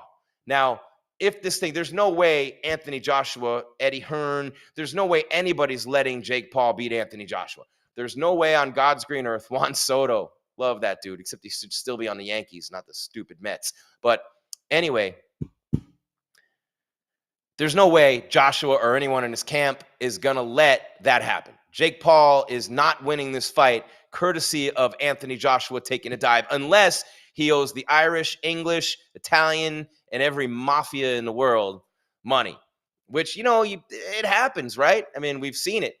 Usually it's gangster influenced and things like that happen. But when you're talking about a guy like Joshua, this is an elite boxer. This is an Olympic gold medalist. Think of how great you have to be an Olympic gold medalist at anything, to even make the Olympics.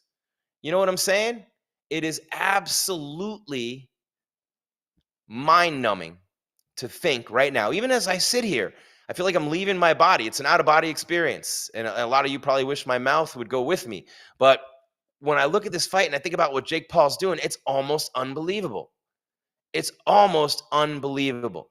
Land of the free, home of the opportunity, right? And I know it's home of the brave. But my point is, man, this kid from the Disney Channel, from YouTube, decided a few years back that he was going to disrupt the sport of boxing. He started with an NBA player. Then it was a wrestler who became an MMA star in Ben Askren. Then it's Woodley. And you see the progression, right? And you see the different fights that Jake Paul took along the way. And it's crazy to think the guy's fighting Silva and Woodley and Diaz. That's crazy enough on its own that he did that. You could eventually have a funeral with a eulogy that would be pretty damn cool if it included those things. Now he's fighting Anthony Joshua, and he fought Chavez Jr. He fought Mike Tyson. I mean, Mike at an advanced stage, but Mike Perry. Who's been better for combat sports in the last 3-4 years than Mike Perry? Not in combat sports, for combat sports. Jake Paul. That's who I trust. Me. That's who. Terrible Tony Montana impersonation. Jake Paul, the last walk out. Wait a second. Oh, no. They're doing the anthems. Never mind. They're doing the anthems. But think about the opportunities that we have here in America. It makes me feel crappy about myself in some ways at 53, that I couldn't find a way to do something so earth-shattering, so enormous, and so groundbreaking and so disruptive as to reach the top of a sport you never trained for until a few years ago. And most people would agree, and you would have probably agreed at one point, that you're not one of anywhere close to any of the best in the world at all. And here you are fighting Anthony Joshua, while so many guys throughout the years have wanted to fight a guy like Joshua and never get a chance to do it. They're all pissed off right now. I remember when CM Punk fought in the UFC, and all my fighter friends were like, Grease, I'm pissed at you, man. You keep saying you can't wait to see CM Punk. He's taking away my spot. Like, no, he's not taking away your spot, dude. Calm your ass down. He's not taking anybody's spot. If you were good enough, you'd get there. And by good enough, I mean a good enough fighter. By good enough, I mean a good enough marketer. By good enough, you know what I mean? A good enough personality. If you were that great, you'd be there. CM Punk didn't take your spot, bro. You didn't earn it. Sorry. Jake Paul's not taking anybody's spot. They didn't earn it because no one would watch them in that fight. That's what it comes down to. No one would watch. And if no one watches, you know, the tree in the forest thing, who gives a crap? So at this point, just to think of what Jake Paul has done, to think of where he came from and what has been said about him along the way, all the hate he's received, the wars in public with guys like Dana White, going back and forth on social media with UFC stars, you know, even the viral videos with Conor McGregor. The kid just knows what he's doing. And at some point, mark my word, at some point, Jake Paul and MVP will be the biggest promotion in boxing. Remember, I said that. He's got Joshua on there now, and the whole entire purpose, self-sacrifice, right? One step backward to go 5 steps forward for his company.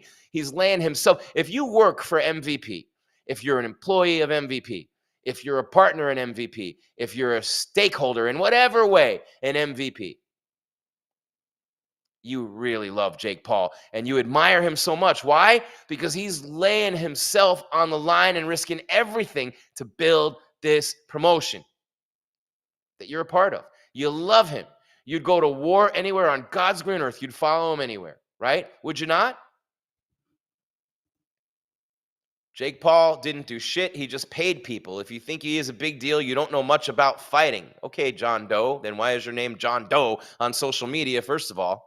Be a man, or I don't even know if you're male, but you know what I'm saying? Nut up and put your real name before you even start coming in here talking. And no, listen, Jake Paul paying people. You think that's why he beat Mike Perry?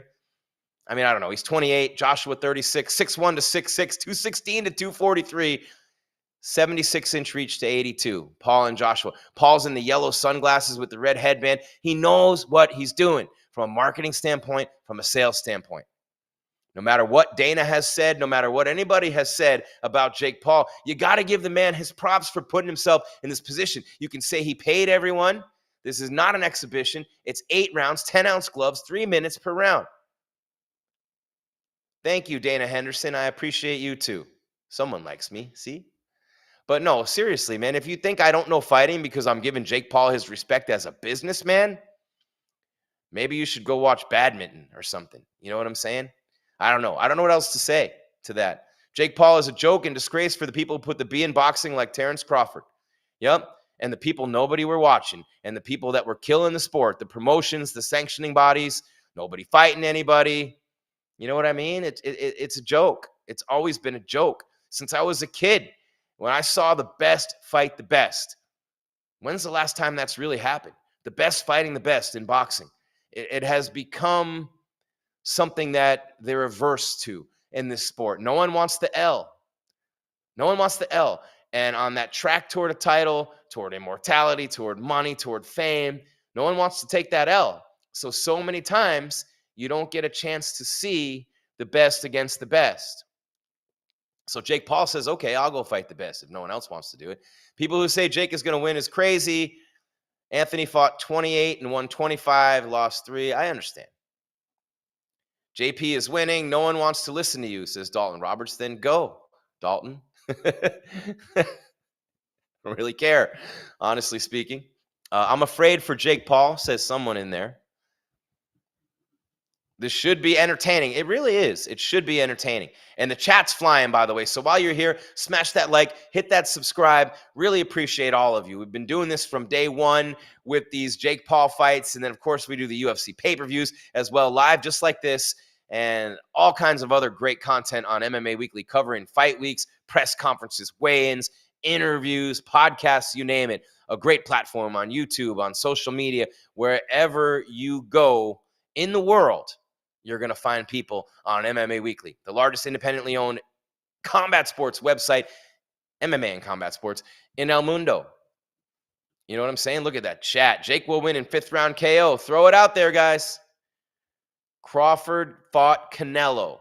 Fury fought Wilder, then Usyk. Are you serious? Fury and Wilder, first of all, they were both 100 years old, okay? And it was way too late. And Canelo and Crawford, you're going to say that's the best fighting the best, then, you know, you might as well just put everybody in boxing on the 2025 version of the Titanic and go sink that shit, because that's where boxing's headed with Terrence Crawford. He's a great fighter, but he never had that nemesis. He never had, you know what I mean? The fights when I was growing up, Hagler and Hearns and Sugar Ray and Duran, like, you need that other guy. I'm not dissing Terrence Crawford. I'd be an idiot. He's great. He's amazing.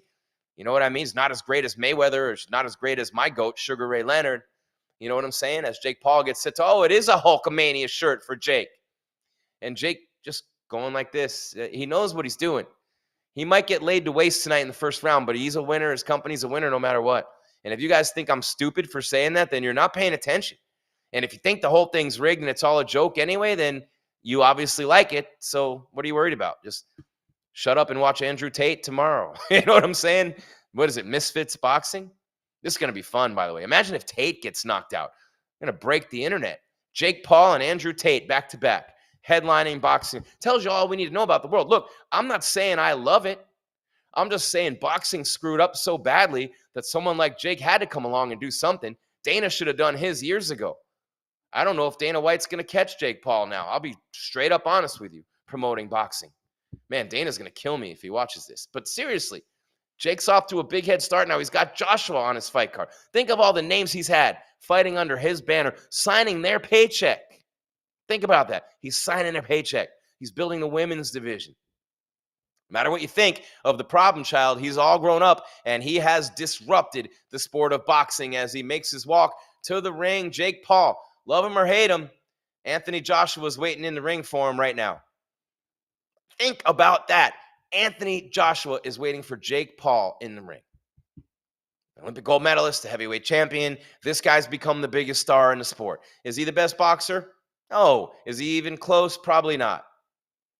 Sometimes it's not the best who get there. Just look at Stephen A. Smith. You know what I'm saying? Sometimes it's not the best.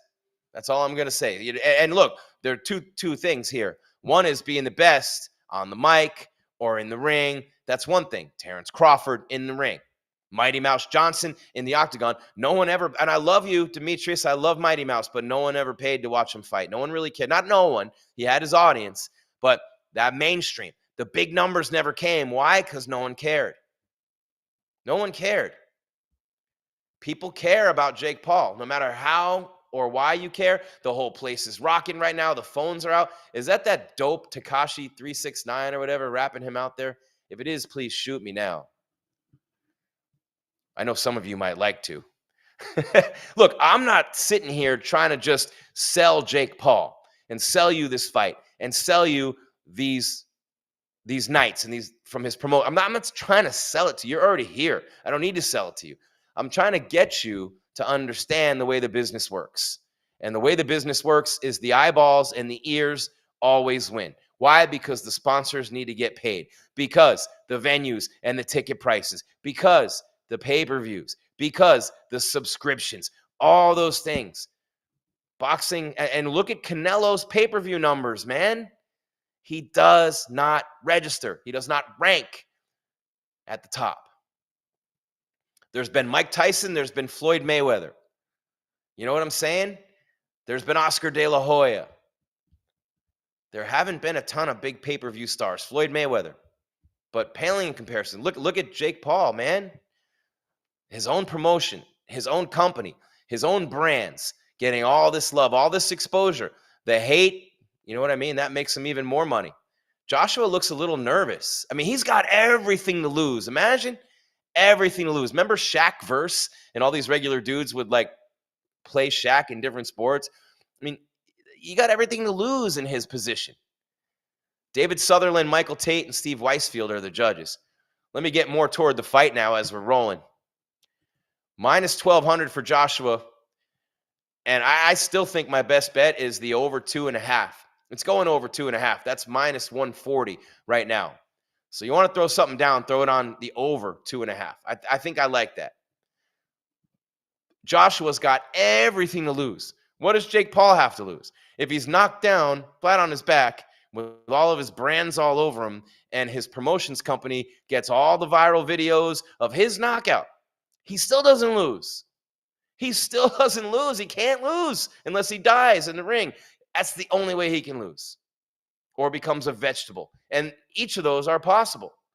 But 28-4, 25 KOs for Joshua from Watford, England. It just is, it's crazy, man. And it's been easy to criticize Jake Paul, and I get that.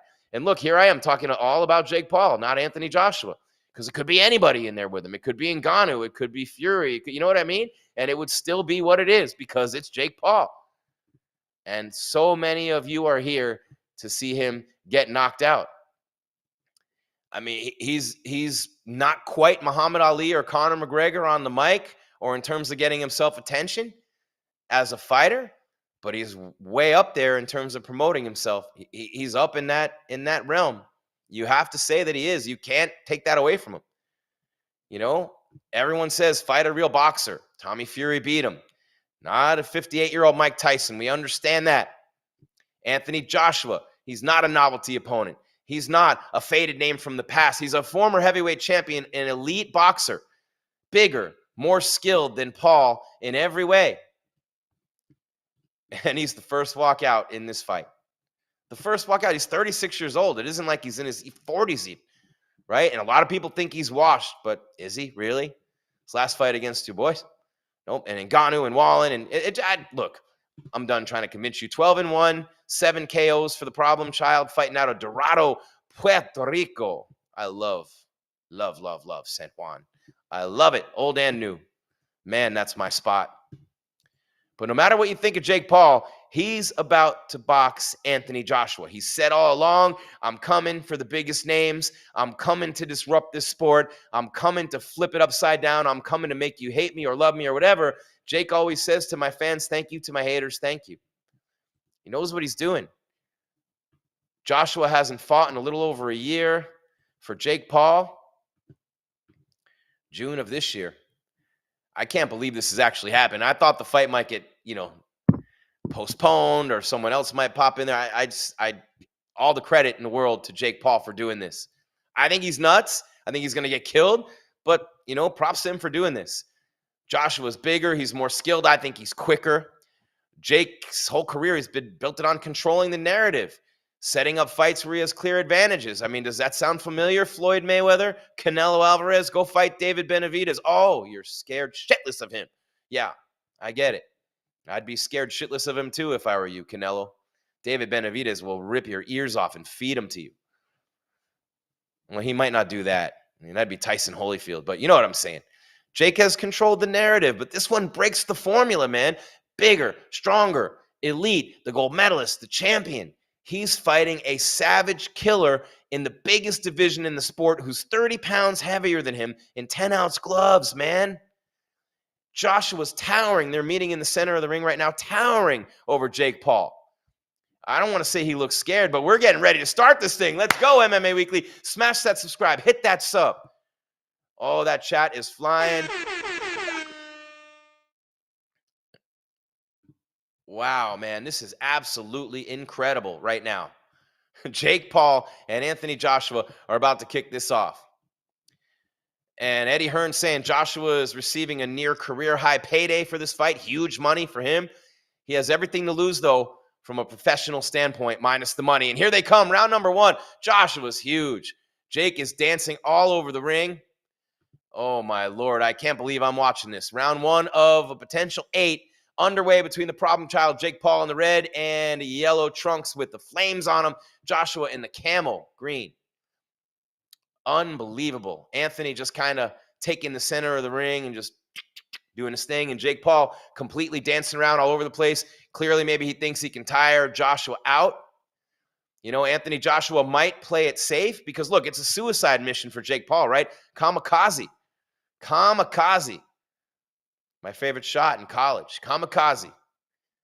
Jake Paul in a kamikaze fight. And for Joshua, everything to lose, man. He's coming off a knockout loss. Huge fight with Fury coming up maybe next year. A loss here, you know, obviously it derails everything and throws everything out of whack. Paul looks pretty quick, though. I'll say that. I just don't think he's going to last long. From what I'm seeing in here, Joshua just stalking, Jake Paul circling literally and running around the whole ring is what's happening right now. Joshua trying to cut him off and get him in the corner. That's the kill zone right there. Paul throwing a 1-2, easily blocked by Joshua.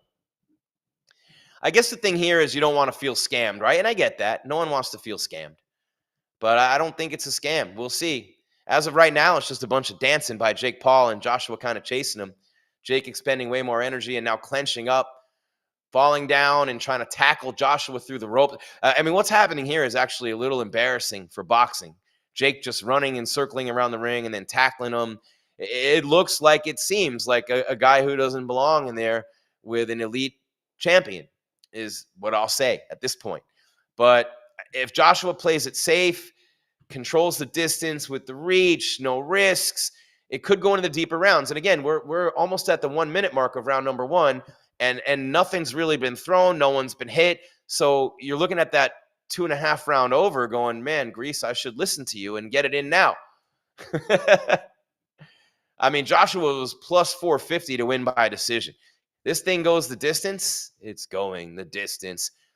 Jake's throwing shots. You got to give it to Jake. A big moral victory. The first one to land in the round. The announcers are hamming it up. Oh, Joshua landed a right to the left arm of Jake Paul. Like literally might need to amputate it after that shot. It's funny. And Paul in the corner. Better get it the hell out of there. Oh, a big right from Joshua. Just missed. And I mean, wow. We're talking about no kids for Jake Paul if that one hit. Logan Paul standing there screaming in the corner like it's WWE. I don't know. I mean, hey, why not? What the hell else are we going to do on a Friday night? I'm kind of enjoying it. Look, we're almost at the end of round number one. Jake Paul has been moving all around. And he made it around. Jake Paul can now tell his grandkids that he lasted around with an Olympic gold medalist / heavyweight champion. He lasted around. The over is 2.5. It does look like he's breathing a little bit heavy in the corner. Oh, my Lord, if you lose, bro. Can you imagine? Remember when Fury and Ngannou and everyone's going, no way, Francis is going to beat him. And you don't know what happened in that fight. Styles make fights, matchups. So my point is, everyone thought Ngannou was going to get killed in the first round by Fury. And at least they're both heavyweights, right? But I think it's absolutely remarkable that Jake Paul can last around with Anthony Joshua. I don't know. A lot of you probably never thought that, right? What did you guys bet? What are the parlays out there? What are you thinking? Smash that like, hit that subscribe. If you want a super chat, we love you too. Thank you so much. We've gotten a lot of that tonight. Help us continue bringing you this elite coverage of major boxing events and UFC pay-per-views on MMA Weekly. Joshua in the center of the ring as we start round 2. Paul continuing to dance around. You start shaking and moving all around. Paul's got to stay out of those corners, man. That's the thing. And he's literally left to right, just circling around the whole ring. Jake Paul really working that cardio, trying to tire Joshua out. People in there talking about it looks like an audition. It's fake. We're living in the deep state. Oh, my Lord. All right. Well, hey, Jake's scared. Wouldn't you be scared? Jake is running. Joshua, round 2. We're under 2.5 minutes left.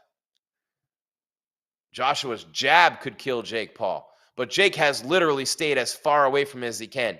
He's too far away to be hit. And Joshua's not just going to rush in and catch one. He's smarter than that. But I'll tell you this, Jake Paul making a nice representation for himself. You wouldn't catch me in there. I'll tell you that, man. You would never catch me in there with a guy like AJ. And no matter what you think of it, it's AI. Staged and fake. Paul in the corner, better get out, hugs him up. Gets out. We're at 150 around 2. See this? A minute and 45 more seconds, and then another minute 50 after that. So basically 3 more minutes, right? And we hit the over. 3 more minutes, we hit the over, and I get paid. Hopefully you do too. Hopefully I do too. See that, Jake Paul? I took the over just for you, dog. He lasted around. It's rigged. Bro's already rich. Why do this for the money? You don't know how much money. That's one thing I've learned covering pro sports for 35 years. The guys with the most money end up losing it. You never know. Just because he's had big fights and big purses, you got to remember there's coaches, there's managers, there's taxes, there's everything in the world, mansions and cars. Holyfield ended up broke. Tyson ended up broke. I mean, you just don't know. You can't say he doesn't need the money. It seems that way, and it would seem that way to people like us who have never made that kind of cash, but it doesn't always work out that way. A minute left in round number 2. Jake hugging him. I mean, he's so much shorter. Over 2.5. There you go. Scripted. Acted out. Those are all the comments right now. 45 seconds. But would it be the biggest upset in sports history if the problem child becomes the biggest problem in Anthony Joshua's career? And that's the epitaph. That's the tombstone. Can you imagine? I don't give a shit what else you did. You lost to Jake Paul. That's what Joshua's risking here for the money. Oh, big right from Joshua sails right over the head of Jake Paul, who then pushes him into the corner. AJ with the little guillotine or front face lock, WWE. AJ waiting on the right time. This guy is wrong. Mayweather a money machine. Yeah, Mayweather is a money machine. I never said he wasn't. Oh, Joshua with a crushing body blow. That one really hurt Jake. Really hurt him bad. And now he's in the corner. Better get out. Oh, man, this angle on the camera. Round 2 in the books. 1.5 minutes, and we hit the over. Come on, baby. Come to daddy. Let's go. Let's go. Bring them in. I need some more Christmas cash.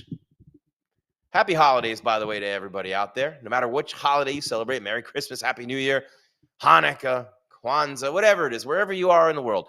Happy holidays to you and yours from all of us at MMA Weekly. Theo Chambers, Daniel Davis, and Jalen Love in Jake Paul's corner. They're telling him not to let AJ walk up and set, meaning keep him moving and don't let him plant off that back foot to get set and hit you with that power shot, because he got crushed by a body blow from Joshua. So Joshua with a jab and he missed a big right hand. We're seeing a lot of highlights of big rights in Jake's face every time. He's sticking his tongue out, hit me. And he's throwing his hands down, showboating a little bit, but he's 10 feet away. You know, he's not going to do it standing 3 feet in front of him, but from 10 feet away, hey, why not? He's hamming it up. So here we go. It's fixed. It's fake. It's this. Showboating for money. Well, I mean, boxing did it to itself. Boxing did it to itself. Joshua should have fought Fury. You know what I mean? Canelo should have fought Benavidez and a lot of other guys. Mayweather should have fought Pacquiao a lot sooner. Boxing is completely broken. And Jake Paul's trying to fix it, even by injecting himself into it and making you think he's the worst thing that ever happened to it. He's got Anthony Joshua on his fight card. A boxer afraid of getting hit is hilarious. It's fake. 2:20 left. in round number 3. Come on over. Come on over. Oh, Jake just got buckled. I think that was his knee buckling. 2:15, clench. Come on, walk. Separate him, ref. No rush. 2:10. No rush. Let's go. We just need minute 30. We got 40 seconds for the over. Let's go. Come on. Ain't nobody messing with Crawford. You might be right. That's why nobody bought his pay-per-views either. You know what I'm saying? It is what it is. Jake Paul, 20 seconds away from hitting the over against Anthony Joshua. Paul's thrown 19 punches and landed 4. Joshua 8, landed 47. You want to see him throwing hands. You want to see him scrapping and fighting. But right now, it looks like both fighters bet the over. So I'm thinking right now, 5, 4, 3, 2, 1. Yes, pay me. Boom. If you had the over, you just won. 125 and counting left, and Jake Paul looking to shock the entire world. And I'm on house money right now because I just got paid. It's Friday night. Now you can kill him, AJ. I don't care. 110 left in round number 3. Jake's still dancing. Look at Logan's face. He's like, please don't kill my bro. But look at Jake Paul. I mean, Logan fought Mayweather. Jake out there against Joshua, and the jab hits him from a distance. Oh, Jake came forward with a nice right. Oh, Joshua almost took his face off. The right came sailing right by. Oh, again. Wow, those are vicious right hands from Joshua. Jake will die if one of those hits him. I mean, this is, wow. 3 out of 5 for Jake, 6 out of 22 for Joshua in this round.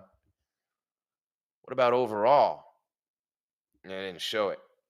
Let's see, where are we at here? This is unbelievable.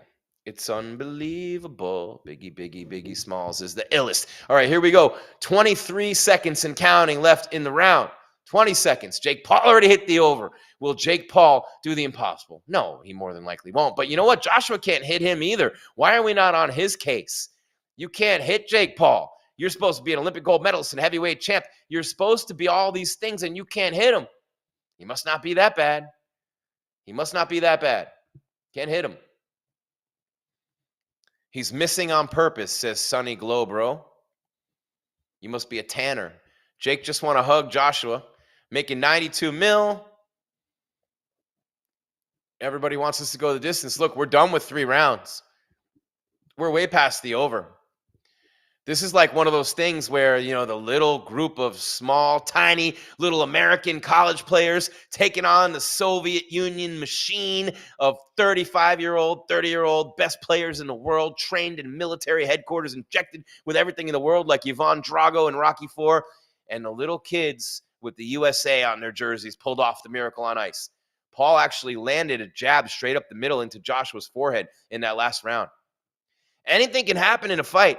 And I'll tell you what, this would be the ultimate, I mean, however you want to describe it, stain on the record and the resume of Anthony Joshua. Round 4, getting ready to start right here on MMA Weekly, live coverage of Paul and Joshua. Here they come. Joshua taking the middle of the ring in every round. He's the big dude, right? He might be, I don't want to say gassing out a little bit, but again, chasing a smaller guy around the ring all night for a big guy. Look, you know what I mean? David and Goliath, you wear him out, you know? Jake Paul clenching, and Joshua just had enough and leaned forward and buckled his knees and threw him down. 9 out of 27 for Jake in the last round. 10 out of 30 for Joshua. Unofficially, of course.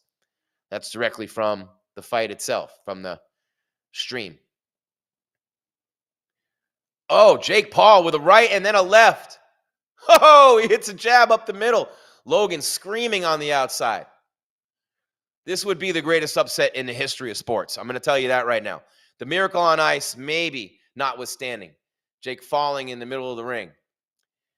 His legs got a little clumsy. What's he getting warned at? Okay. He's looking. They're saying he was looking for a takedown or something. MMA Weekly's live coverage. If you want to smash that like, hit the subscribe, the bell, all the above. We love the super chatters as well. Thank you so much tonight for helping us take care of you with these shows and these events on MMA Weekly. If it goes the distance, Jake will steal it. Judges bought. Oh, Michelle, over 3.5. There you go. More coming. Man, this is, if Jake Paul wins a round, this is one of the biggest upsets in sports history. Jake Paul winning a round as Joshua jabs him into the corner and then Paul ducks out. Most valuable promotions. Oh, Jake falling again. Man, I don't know what's on his boots.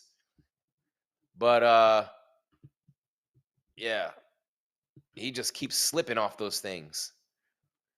Continuing to backpedal on his bike and circle around the entire ring, looking to tire out the Englishman, the former champion, the Olympic gold medalist. We're under a minute in round number 4, by the way. Hope you guys can hear me okay. Who's winning? I don't know. I'd say Anthony Joshua. Jake keeps running around. I mean, wouldn't you?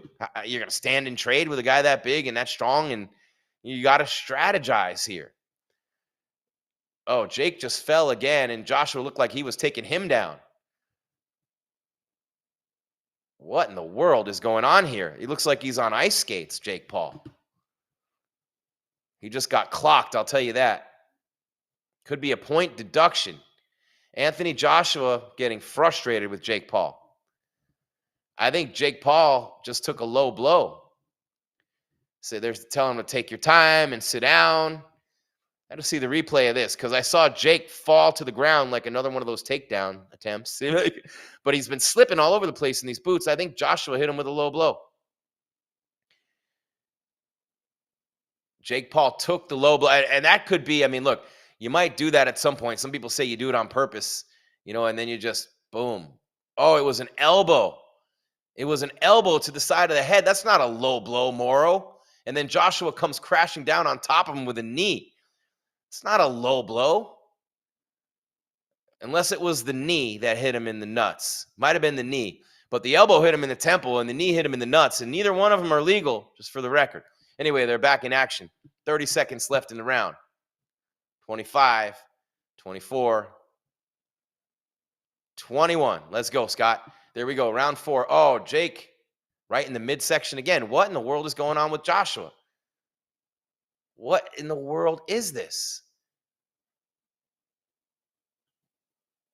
What is happening? The referee buying Jake Paul more time. 7 seconds left in round 4. The referee separating them. The clock is stopped at 7 seconds. What in the is going on around here? 6, 5, 3, 2, 1. Oh, man, oh, man. Jake Paul made it to round 5. Haters will say it's fixed. What do you say? That chat's flying right now. The longer this fight goes, more and more people are coming in like, WTF, what is going on around here? What's going on is Jake Paul is taking Anthony Joshua to the 5th round. That's what's going on. And what else is going on is you're watching live on MMA Weekly. Jim Greasehaber, call me Grease, on the largest independently owned MMA and combat sports website in the world. 20 plus years of bringing you the best at MMA Weekly. Throw us a sub, throw us a like. If you want a super chat, we love you too. Fixed, lame, fixed, waste of money. Jake winning, fixed, lame. Jake, can we get a recap? The recap is Jake Paul is taking Anthony Joshua to round 5. Jake has been running the whole fight. He's been on his bicycle forward, backward. Letting Joshua take the center of the ring as they get ready to start round 5, and here they come. So Jake's been running the whole fight and then charging forward and clenching. Now he's charging forward and clenching. Joshua's been shoving him down. He elbowed him in the temple and kneed him in the nads as part of it. And Joshua's probably like, I'm used to like real professional fighters at my level in here. And Jake's just doing whatever he can. He's throwing everything but the kitchen sink at him. And they gave Jake Paul round 4 unofficially. 39-37 Joshua. So Jake Paul wins a round unofficially over Anthony, who just missed with a left that would have killed him. A left hook that sailed right in front of the nose of Jake Paul, who keeps clenching and falling on the ground. But the anticipation in that building, no one can breathe right now. I mean, regardless of how he's doing it, running around, clenching, he's like the little engine that could in there right now. I think I can. Oh, big right from Paul. Didn't hurt him. Kept Joshua off him with a left. Joshua's defense is nice. I'll tell you that. Remember, my defense is impregnable. Logan Paul losing his mind out there. Jake just misses with a wheelhouse right. Joshua is holding back. Jake the crotch sniffer Paul Where boxing has ended up is disgusting. It's his own fault, their own fault, its own fault is what I meant to say. Oh, Jake missing with a big wild right. Just barely. Joshua kind of laughing. Oh, Jake just like hurt his ankle or something. He's limping all over the place. And now he clenches the feet of Joshua.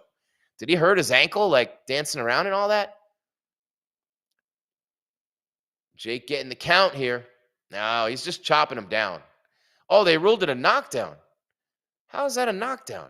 I thought it was something wrong with his leg. That's exactly what they said on the stream too. But Jake Paul knocked down in the 5th round. Again, we think he won round 4. Jake missing with a wild right. Joshua. Oh, a big right from Joshua. Jake just falls down and holds his leg. He doesn't want to even think about or try getting up. Is this also being ruled a knockdown? Oh, it is. 8. Second knockdown of the round for Joshua here in round 5. One more, and you know what happens. 40 seconds left in the 5th round. Will this be it for the problem child? Will this be it? Coming off a round we thought he won. He's looking exhausted out there.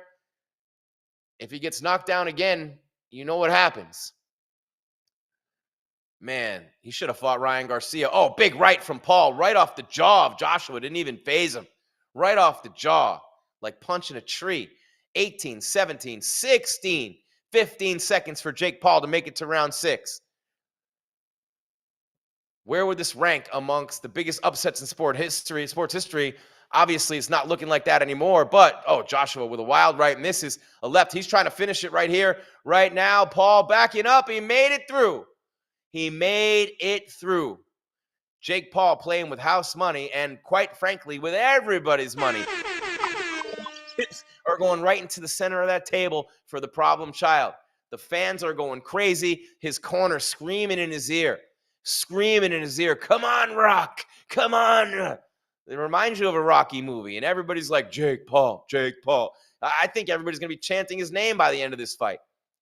The knockdown from Joshua, he hit him with some big body blows that stunned him and hurt him. I don't know that. I just want to see the knockdown. Yeah, he got hit with a left, and as he was going across the ring, his ankle buckled. That's not a knockdown. They scored it one. Joshua did hit him with a right and a left pretty hard in that last round. Unbelievable, man. Smash that like, hit that subscribe. We're doing well here on MMA Weekly. Jake has taken a couple of big shots. You give him credit, man. That's more than I've taken or you would take from Anthony Joshua. Round 6, let's go. Come on. I don't like Anthony Joshua anyway, and I really don't like boxing anymore. So, hey, you know what I'm saying? Let's go, Jake, at this point. Jake looks bad. LOL. What's the stats score-wise? Jake won 1 round. I'll give you the punches as soon as I get them. 2:38 left in round 6. Oh, Joshua with a big shot. Paul lands forward.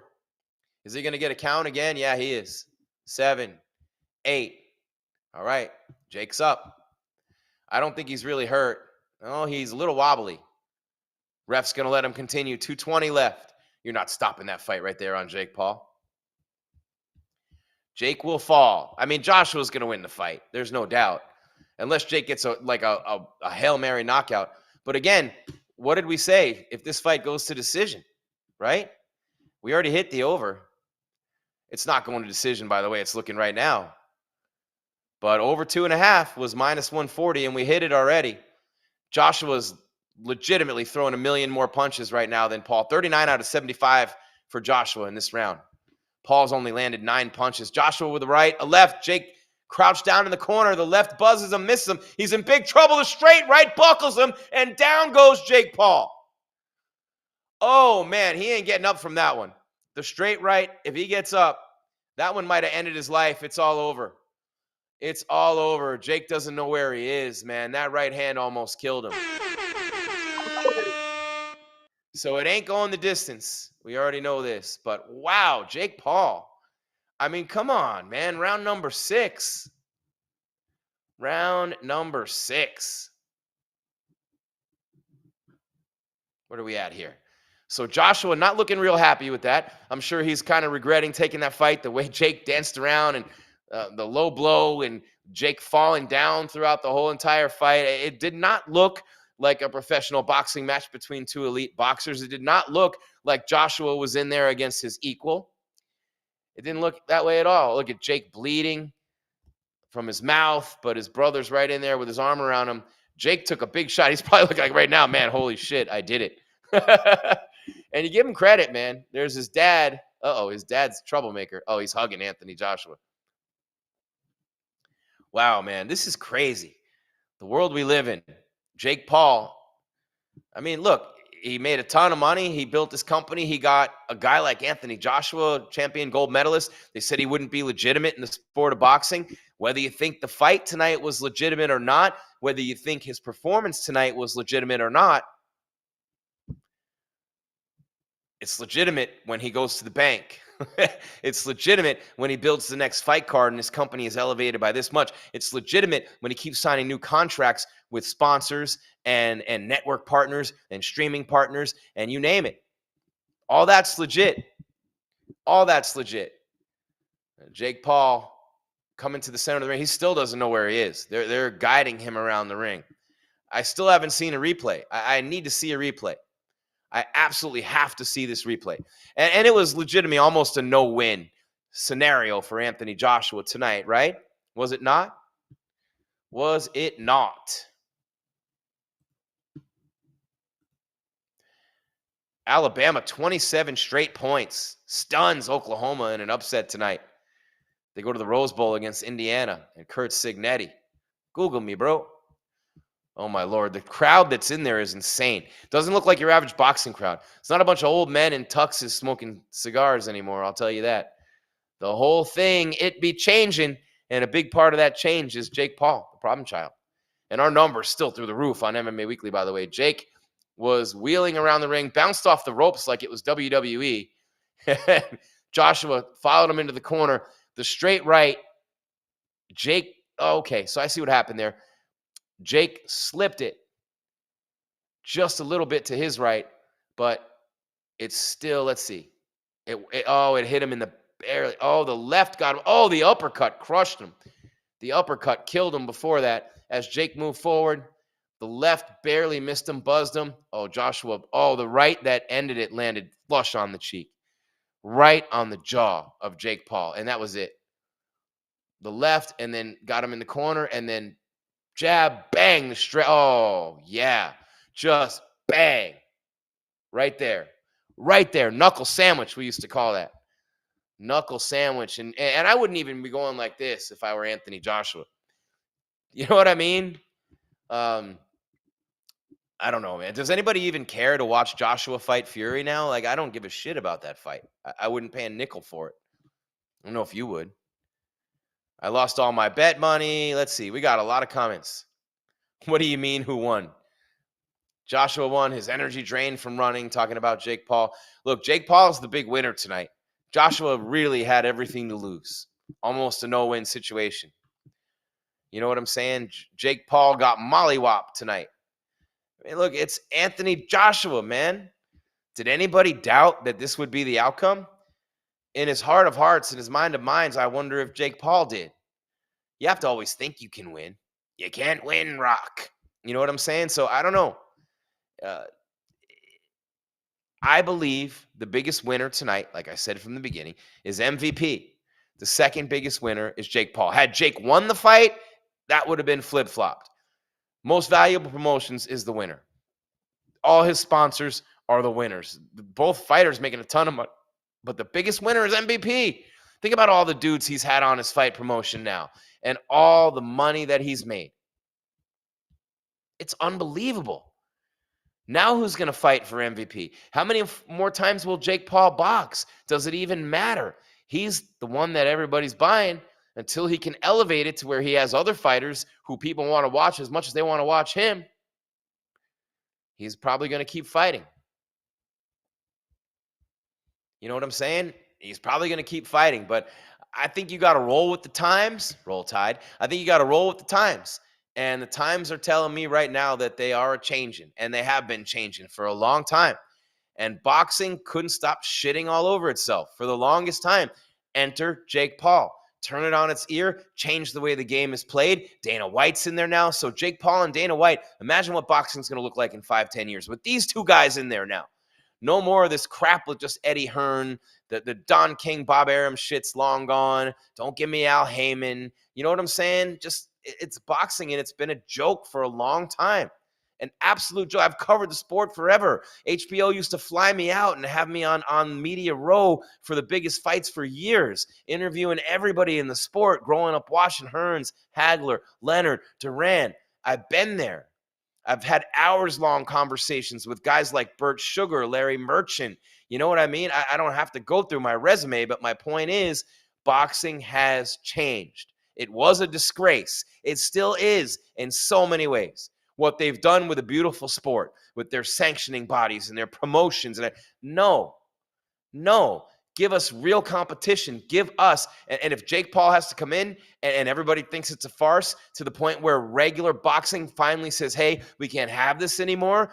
Pacquiao should have fought Mayweather. Joshua should have fought Fury. We need to stop this bullshit and give the fans what they need and want to see, and stop robbing millions and millions and millions and millions and hundreds of millions of dollars from people for years, decades, for a sport that's not even legitimate, where the best don't ever fight each other. Maybe that can be Jake Paul's legacy. Maybe Jake Paul will be the guy who, one way or another, eventually fixed the shit show that became boxing.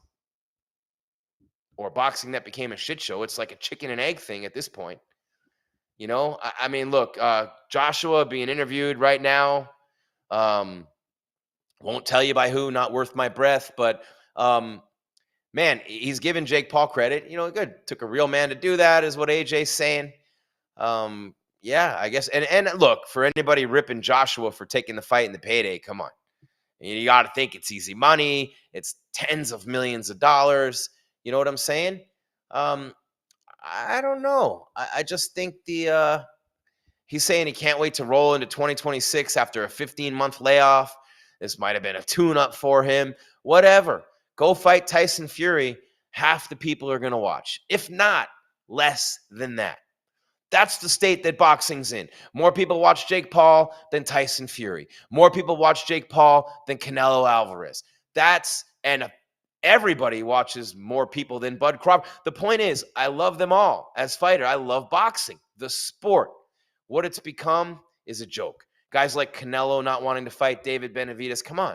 And look at Eddie Hearn just standing there smiling, going, oh, F my life. But you know what? You're a big part of the problem, brother. A big part of the problem. I'll debate any of these guys. I don't care. I'll interview them, talk to them. I've done it before over the years. Boxing needs to be the sport it used to be, where the best fought the best, and we got the greatest of all time. The Hearns, the Haglers, Leonards, Durans, you know, Ali and Frazier, Ali and Foreman, Spank. Do I need to keep going? You just haven't seen that in the last 20 years. De La Hoya had some big fights, obviously.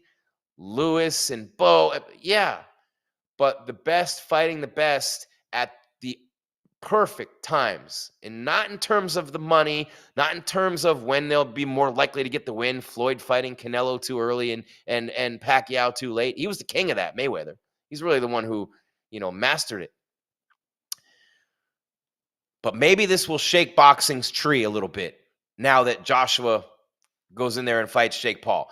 And boxers are seeing that way more people are watching Joshua fight a guy like Jake than they would to fight them. And maybe they'll learn social media, and maybe they'll learn some viral videos, and maybe they'll learn to be marketers and personalities and more than just guys or girls in the gym training every day. And how about the Bodwan and Bombgardner fight? What an opportunity and a showcase for Bombgardner. Man, if she would have gotten the knockout, that would have been incredible for her. I feel like she missed an opportunity there. And then, of course, Anderson Silva at 50 years old knocks out Tyron Woodley in the second round. Matchup between two former UFC champions. One of the top 3 fighters of all time in Anderson Silva, UFC guys. A 185-pound champion forever with a murderer's row resume. Till he got knocked out by Weidman, then his leg broken in the next one. By the way, he called out the All-American Chris Weidman. Shout out, Chris, after that fight. And Woodley, the former welterweight champ. And the 2-time Jake Paul opponent who got knocked out in the second one. Very interesting. Now, Jake is being interviewed, and I want to really pay attention to this. Let's see. He says he's feeling good. I love this sport. I gave it my all. It's effing crazy. Can I swear? Thank you to everyone, all the fans. I'm blessed by God to put on performances like this and big shows. Thank you to all my fans, everybody at home. Anthony is a great fighter. I got my ass beat, but that's what this sport is about. I'll come back and keep on winning. And now they're asking him about the smile on his face, saying you're in good spirits. Well, why wouldn't you be? You just made $7 trillion, you know? He goes, I won in every single way in life. My family, my beautiful fiance. This sport has helped me so much in my life. I think my jaw is broken, by the way. And, I mean, it might be, but his bank account's not, his spirit's not, his soul is not, his heart's not. Got in there tonight against one of the best to ever do it. Joshua with the win in the 6th round. TKO. You know what? Interesting, right? Jake says he's not surprised. He says he just got such a weight difference. He said he thinks if he could have better cardio, I think I could have kept it up and kept on fighting. He did amazing. He hits really hard. And I just did my personal best. And now one more question. Do you want to keep going? Do you want to keep fighting? And he says, for sure. Why would you ask him that? He's healed a broken jaw, come back and fight people my weight. Go for the cruiserweight world title. Who do you want next? Anyone come to mind right now? I'll take a little break. I've been going hard for 6 years. I'll take time off. But thank you to all the fans. Thank you to all the haters. This is amazing. I love Miami. I love America, the greatest country in the world. So thank you for all the support. Much love. There you go. The problem child's all grown up, and he has been a problem to the people who wanted to keep running boxing into the ground before it was dead. Maybe he ends up being the guy who saves it. I'm not saying that he will be. I'm saying maybe. But I'll tell you this, when you see fights like this getting way more views, way more buys over the years than quote-unquote legitimate heavyweight championship fights or whatever, it's a big problem. When you're seeing guys fight for belts in empty arenas with no one caring, when you're seeing the pay-per-view numbers way down. You know what I mean? It just is what it is. You can't dispute that. JP is pathetic. He was running away for 6 rounds. Anthony won. Jake Paul L. Anthony Joshua pathetic. The moment a boxer doesn't hold back, it'll expose them all. Can't wait.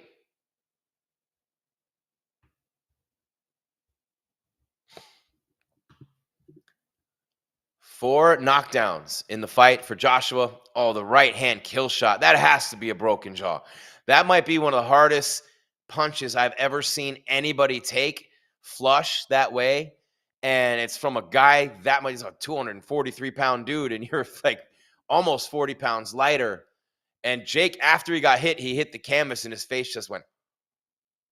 I mean, it just unbelievable shot from Joshua. And Jake's hand was down here, and it, bang, just flush on it. Oh, the jab pinned him back. The hook grazed him. The hook grazed him on the cheek. The jab came through to the chest, and then the right hand kill shot. The blood everywhere. Logan with his arm around him, but man, I mean, you got Logan Paul headlining WrestleManias. You got Jake Paul fighting Anthony Joshua. I mean, these guys, they're not going anywhere, man. They are not going anywhere. What a night, though, and what a fight. I mean, the numbers have been great here on MMA Weekly. The numbers have been great. I think I see one of my boys out there. Shout out Andy Hernandez. And the number's still big here in MMA Weekly. Thank you, by the way. Smash that like, hit the subscribe, the bell. If you want a super chat, we love you. We appreciate you so much. Jim Greasehaber, call me Grease. I gotta give you the black background there. Oh, there you go. Ha! At Jim Grease _ on social media. But I'll tell you this: no matter what you think of Jake Paul, no matter what you think of Joshua for taking the fight, no matter what you think of the fight or the outcome of it, or the night, or what's going on with the sport in general, you cannot deny that what Jake Paul has done is amazing. There's gonna be a movie about this dude and his brother too, for that matter. 2 kids from Ohio, disrupting everything they touch, making millions of dollars, and dragging the best athletes in the world to compete with them. It's crazy. I've never seen or heard of anything like it. You know what I mean? It's incredible. It absolutely is incredible. And Anthony Joshua obviously comes away victorious by TKO. And man, what a night for Jake Paul and MVP. Look, anybody who's a serious boxing promoter right now, you got to be worried about Jake Paul. You have to be worried about MVP. You have to be. They're getting guys like Joshua on the card now. Next time Jake fights, right, he'll be back at his normal weight. Who else is he going to get on the undercard? Who else is he going to fight as an opponent? NBA guys, UFC guys, you know what I'm saying? Boxers that were older or washed up, like Tyson and Chavez. Tommy Fury beat him. But anybody would love to get in there against a guy like Joshua.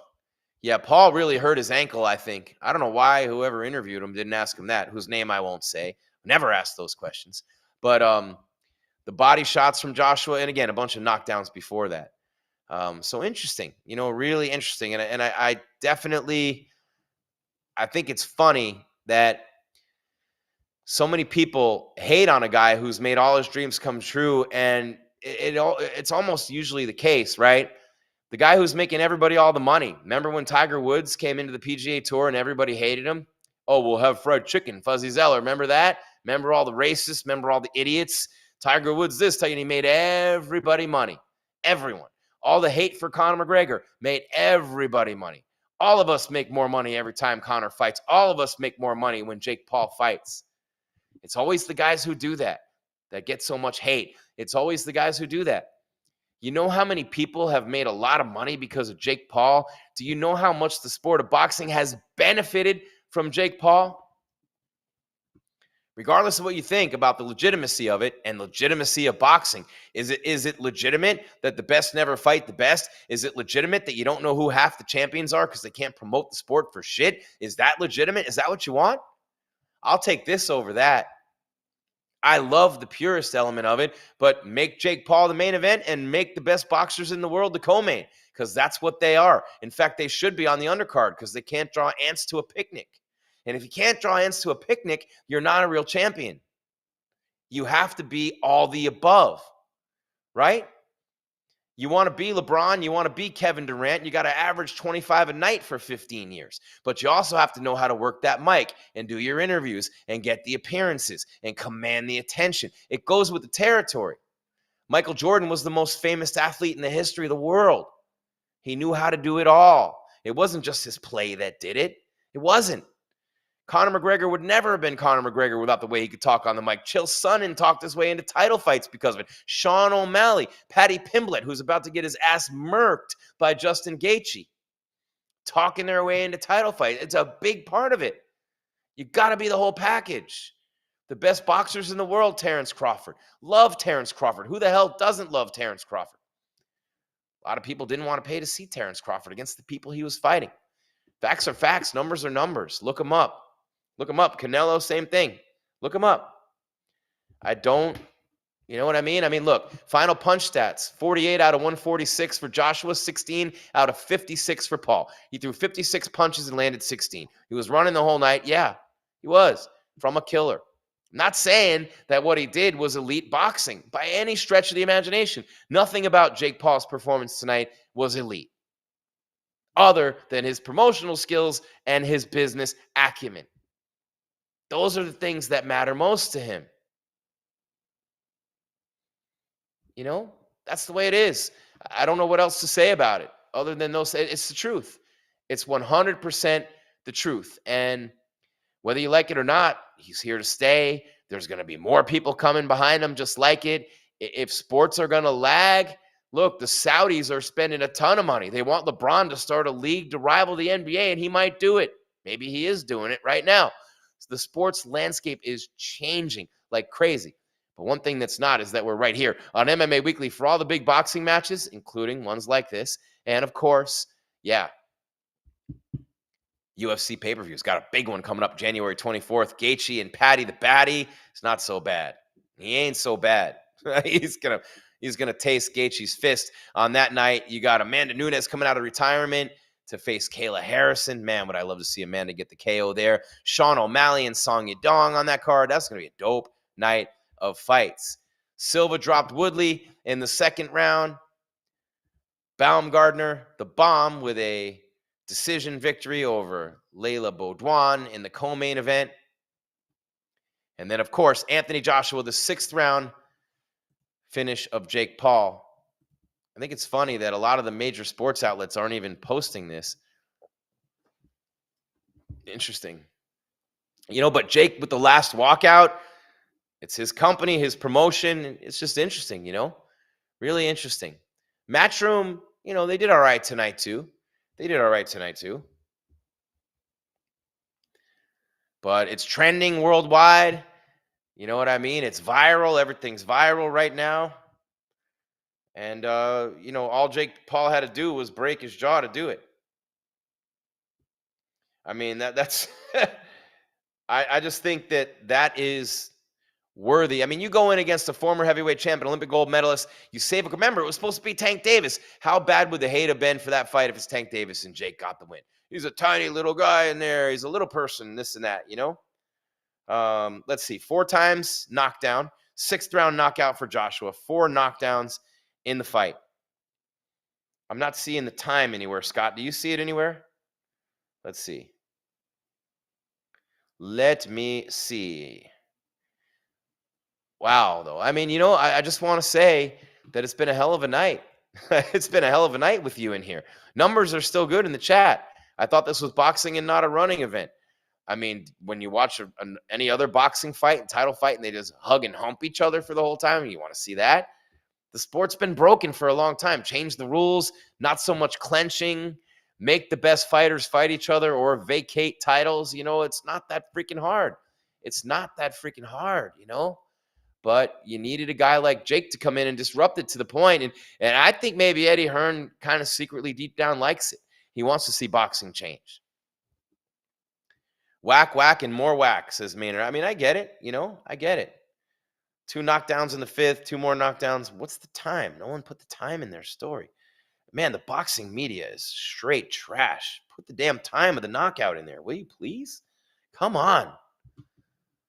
Come on. Let's see. Round 6. Let's see if that's it. Come on, man. Nope, they won't even put the time. I can't find the time. This is like the 6th article I've looked at. And there's no time anywhere. Remember the time? Nope, not happening. Absolutely unbelievable. Anyway, we'll figure that out another time. Look at that, 4-4-4-4 right now. Everybody make a wish. Angel numbers. No way this made it to 6 rounds. WTF. 4 knockdowns and the knockout. But Jake Paul hit the over for me, and I got my Christmas money out of it. I'm not spending a dime on Christmas. Thank you, Jake. Thank you, Jake. And people will say, haters will say, Anthony Joshua carried him. Well, then Anthony Joshua carried him and me to the bank. And that's what I'll say. Thank you, both of y'all, for that, because I'll tell you what, I don't have to pay for Christmas. And I hope you're all having a happy holiday season. Wishing you a happy holiday, a Merry Christmas, Happy New Year, all those things, right? Unbelievable. We got people quoting the Bible in there. I love it. I mean, Jake didn't throw that many shots. Jake for the win, Jake for the win, Jake for the win, Jake for the win. Soul Train says that. Jake got his ass whooped. Logan should have been knocked out too. Now, that would have been dope, right? How about Joshua against the Paul brothers in a handicap match? But it's like a tag handicap match where Jake could have tagged out and Logan could have come in with those brass knuckles from WWE. That's where we might be headed next. But again, boxing did it to itself. You keep putting on shit show after shit show for so long, that's what happens. And I know it sounds like an all-out assault on the sport of boxing from me tonight, because it is. I'm sick of it. I've been sick of it for years, decades, to the point where I'm here on a Jake Paul fight, and I'm defending it because boxing is such trash overall from top to bottom. And they need to fix it because there's so many great fighters, great athletes. The athletes aren't trash. They're not. The fighters are not. It's the sanctioning bodies. It's the promoters. It's all the greedy pigs around it counting the Benjamins, that is. Can I use a P. Diddy word anymore? Probably not, right? Is he banned like R. Kelly? Probably so. Probably so. How many playlists got changed when R. Kelly went to jail? P. Diddy. You know what I'm saying? But it is. It really is all about the Benjamins, right? It really is the Benjis that make the world go round, and that's the world we live in. Attention being a biggest form of currency right now, leading to those dollars. And Jake Paul is a master at getting attention. But all those other guys around the sport, the managers, the promoters, the old guys who smell like shit in their tracksuits with their cigar/body odor breath. It's like, man, how many of these guys, can we just get rid of those guys first and foremost in the sport of boxing? Get rid of all the boss hogs out there. If you never watched the Dukes of Hazzard, you know what I'm saying? Make it legit. Get rid of these stupid promoters who only care about their own pockets. Don King and Bob Arum said it back decades, man. decades. And I don't like to speak ill of the elderly, but it's Don King and Bob Arum, so F them. They've done so much to ruin this sport, so much. And I love that it's taken a guy like Jake Paul to shake it up and become the biggest star in boxing to show them how stupid they've been for so long. There. You want my take? I'm not shy to give it to you. Never have been, never will be. And I'll tell them to their face. I've done it. If you don't believe me, you could watch some of my old UFC press conferences where I'm cutting guys off and yelling at people. I kind of get a little Tourette's here and there, but I care so much about these sports. And I care so much about how much you care about these sports. I want things like this to keep happening until boxing fixes itself. And then we can look at Jake Paul and say, wow, oh, wow. You know, this guy is scripted. Compete isn't the word for it. LOL. I mean, staged. AJ had so many opportunities to knock him out. Well, then why didn't he? He's not a boxer or even a fighter. You guys are going to keep hating him. You're going to keep hating him. I know. I'm so glad Jake Paul got his ass kicked. His ego's too big. Joshua is the man. Boxing is a joke. Thank you. One person. Thank you. Stop ripping Jake for a second and spew your venom in the right direction. I mean, Mauricio, for one, right? I mean, come on. It's just insane. Almost looked like Joshua was pulling punches. No, it didn't. It looked like Jake was 8 feet away. That's what it looked like to me. It looked like he stayed away. And he even said after the fight, if my cardio had been better, I would have been able to keep him moving and maybe gone a little bit longer. No knockout clause, same as Mike, blah, blah, blah. I see right through you, trash-talking dung beetle. I'm a dung beetle now, Scott. Jake Paul competed. Jake is the victim here. He's the victim of a broken jaw. You're going to say Joshua pulled punches and he ended up breaking his jaw with a straight right, straight from hell? That was worse than the one he hit Ngannou with. But how about this? How about this? Is Francis Ngannou a legitimate fighter? Because Anthony Joshua knocked him out in the second round at 238. Jake Paul lasted 4 rounds longer than Francis Ngannou did against Anthony Joshua. Think about that. Or as Matt Damon would say in Good Will Hunting, how about them apples? 4 more rounds than Francis Ngannou. The former baddest man on the planet, UFC heavyweight champ, irrelevant and anonymous now, I get it. But at one point, everyone wanted to see him fight John Jones. The world stopped for him to fight Stipe. Not anymore. But Joshua crushed him in the second round. Jake Paul goes 4 more rounds than Ngannou. So maybe, I don't think Jake's crazy enough to get in there against Francis after this, but maybe that'd be a nice setup for the next fight. I lasted 4 rounds longer than you did. That'd be a good starting point. I don't know. Maybe, right? Maybe not. I'm not sure. Let's see where we're at with all this. What a night, though. I mean, overall, a lot of money made, a lot of things happening. Not real sure where Joshua goes from here other than Fury. I mean, it's got to happen, right? It's got to happen. It's ridiculous now. You know, he's 36, and Tyson Fury is obviously not the same by any stretch of the imagination. And when I think about Tyson Fury, I just, if anyone carried anyone, I felt like Fury carried Ngannou. That's what I kind of felt there, the Gypsy King.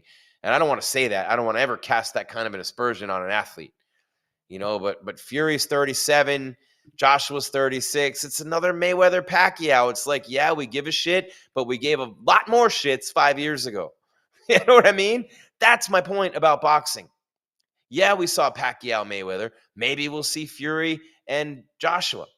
We saw Fury and Wilder, a fading Wilder, a shell of his former self Wilder. You know, you wait long enough and Father Time catches up with people. Or you get them early enough like Mayweather and Canelo. But again, Jake Paul goes 4 more rounds than Francis Ngannou did against Anthony Joshua. Is it done? Yeah, it's done. Joshua KO, round 6. And the numbers aren't really dropping in the chat. We're doing great here. Appreciate you guys. Smash that like, hit that subscribe. Don't forget all the big fight cards we do with the UFC pay-per-views. We're live here. We cover the weigh-ins. We cover the press conferences. All kinds of new content coming your way. Got some big news to start the year. There's some really good things happening with us here and with the sport. So many more great fighters coming up and through the UFC, more boxing matches coming your way. I'd love to do the Andrew Tate Misfits match tomorrow. We're not going to here on MMA Weekly, but I mean, top G, here comes the top G. Everybody wants to see Tate get knocked out like Jake Paul, one or the other, right? Andrew Tate in some Misfits boxing thing against some dude whose name doesn't matter is what it is.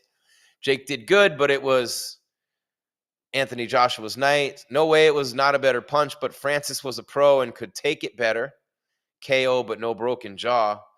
You think he can take a punch better because he's a pro? He still got knocked out in the second round. What a joke, says Shadow Man. Boxer versus toddler. About time someone puts Jake Clown down. Fake Paul desperately needed. Oh, wow. Jake Clown down. Fake Paul. What a fake shit. I mean, there's a lot of people thinking that. But appreciate you being here nonetheless. I mean, it's good to spend some time together on Friday or Saturday, depending upon where you are. Mike Tyson would have killed Jake Paul. Bill Gates versus Donald Trump. Oh, Lord. You remember when they talked about Zuckerberg versus Elon in the UFC? And even Dana now, ever the promoter, is like, Zuckerberg's a beast. Never mind that you're on the meta board, Dana. I'm not here to give Dana White shit. I love Dana White. Mike Tyson would have killed Jake Paul.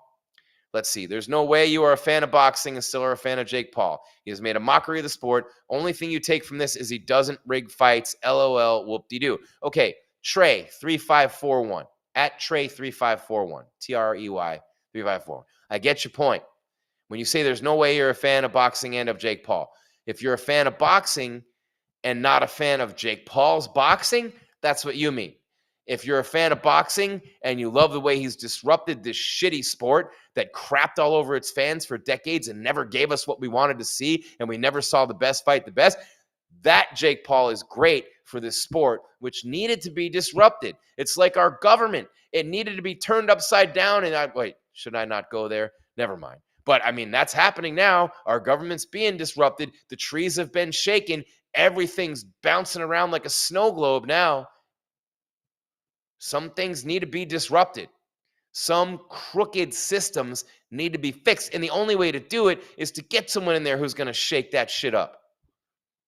Spray that champagne bottle all over the place, man. That's what boxing needed. So yeah, I'm a boxing fan. I love boxing. And yes, I am a fan of Jake Paul. I might not be the biggest fan of his boxing, but I am a huge fan of what he's done to, and as a result, for this once great sport that can be great again. And maybe things like this are the gateway to that. Maybe. And then what? 10 years from now, especially if you're a younger fan, in 10 years, if boxing's fixed and it is what I had when I was a kid and I got spoiled by Hagler and Hearns and Leonard and Duran, all those great fights, and even before that, would you then say it was worth it to have Jake Paul? Would you not say that? Would you not say that? I mean, look, the Gangnam Style guy wasn't a real singer, but he had a huge hit. No one's going to say the people who did the Macarena were musical geniuses. You know what I'm saying? I mean, it happens everywhere.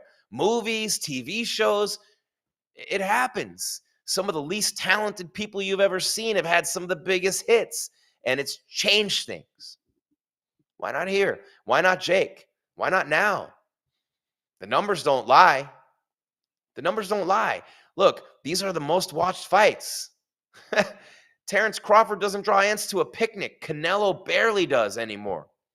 It is what it is, guys. Times they are changing.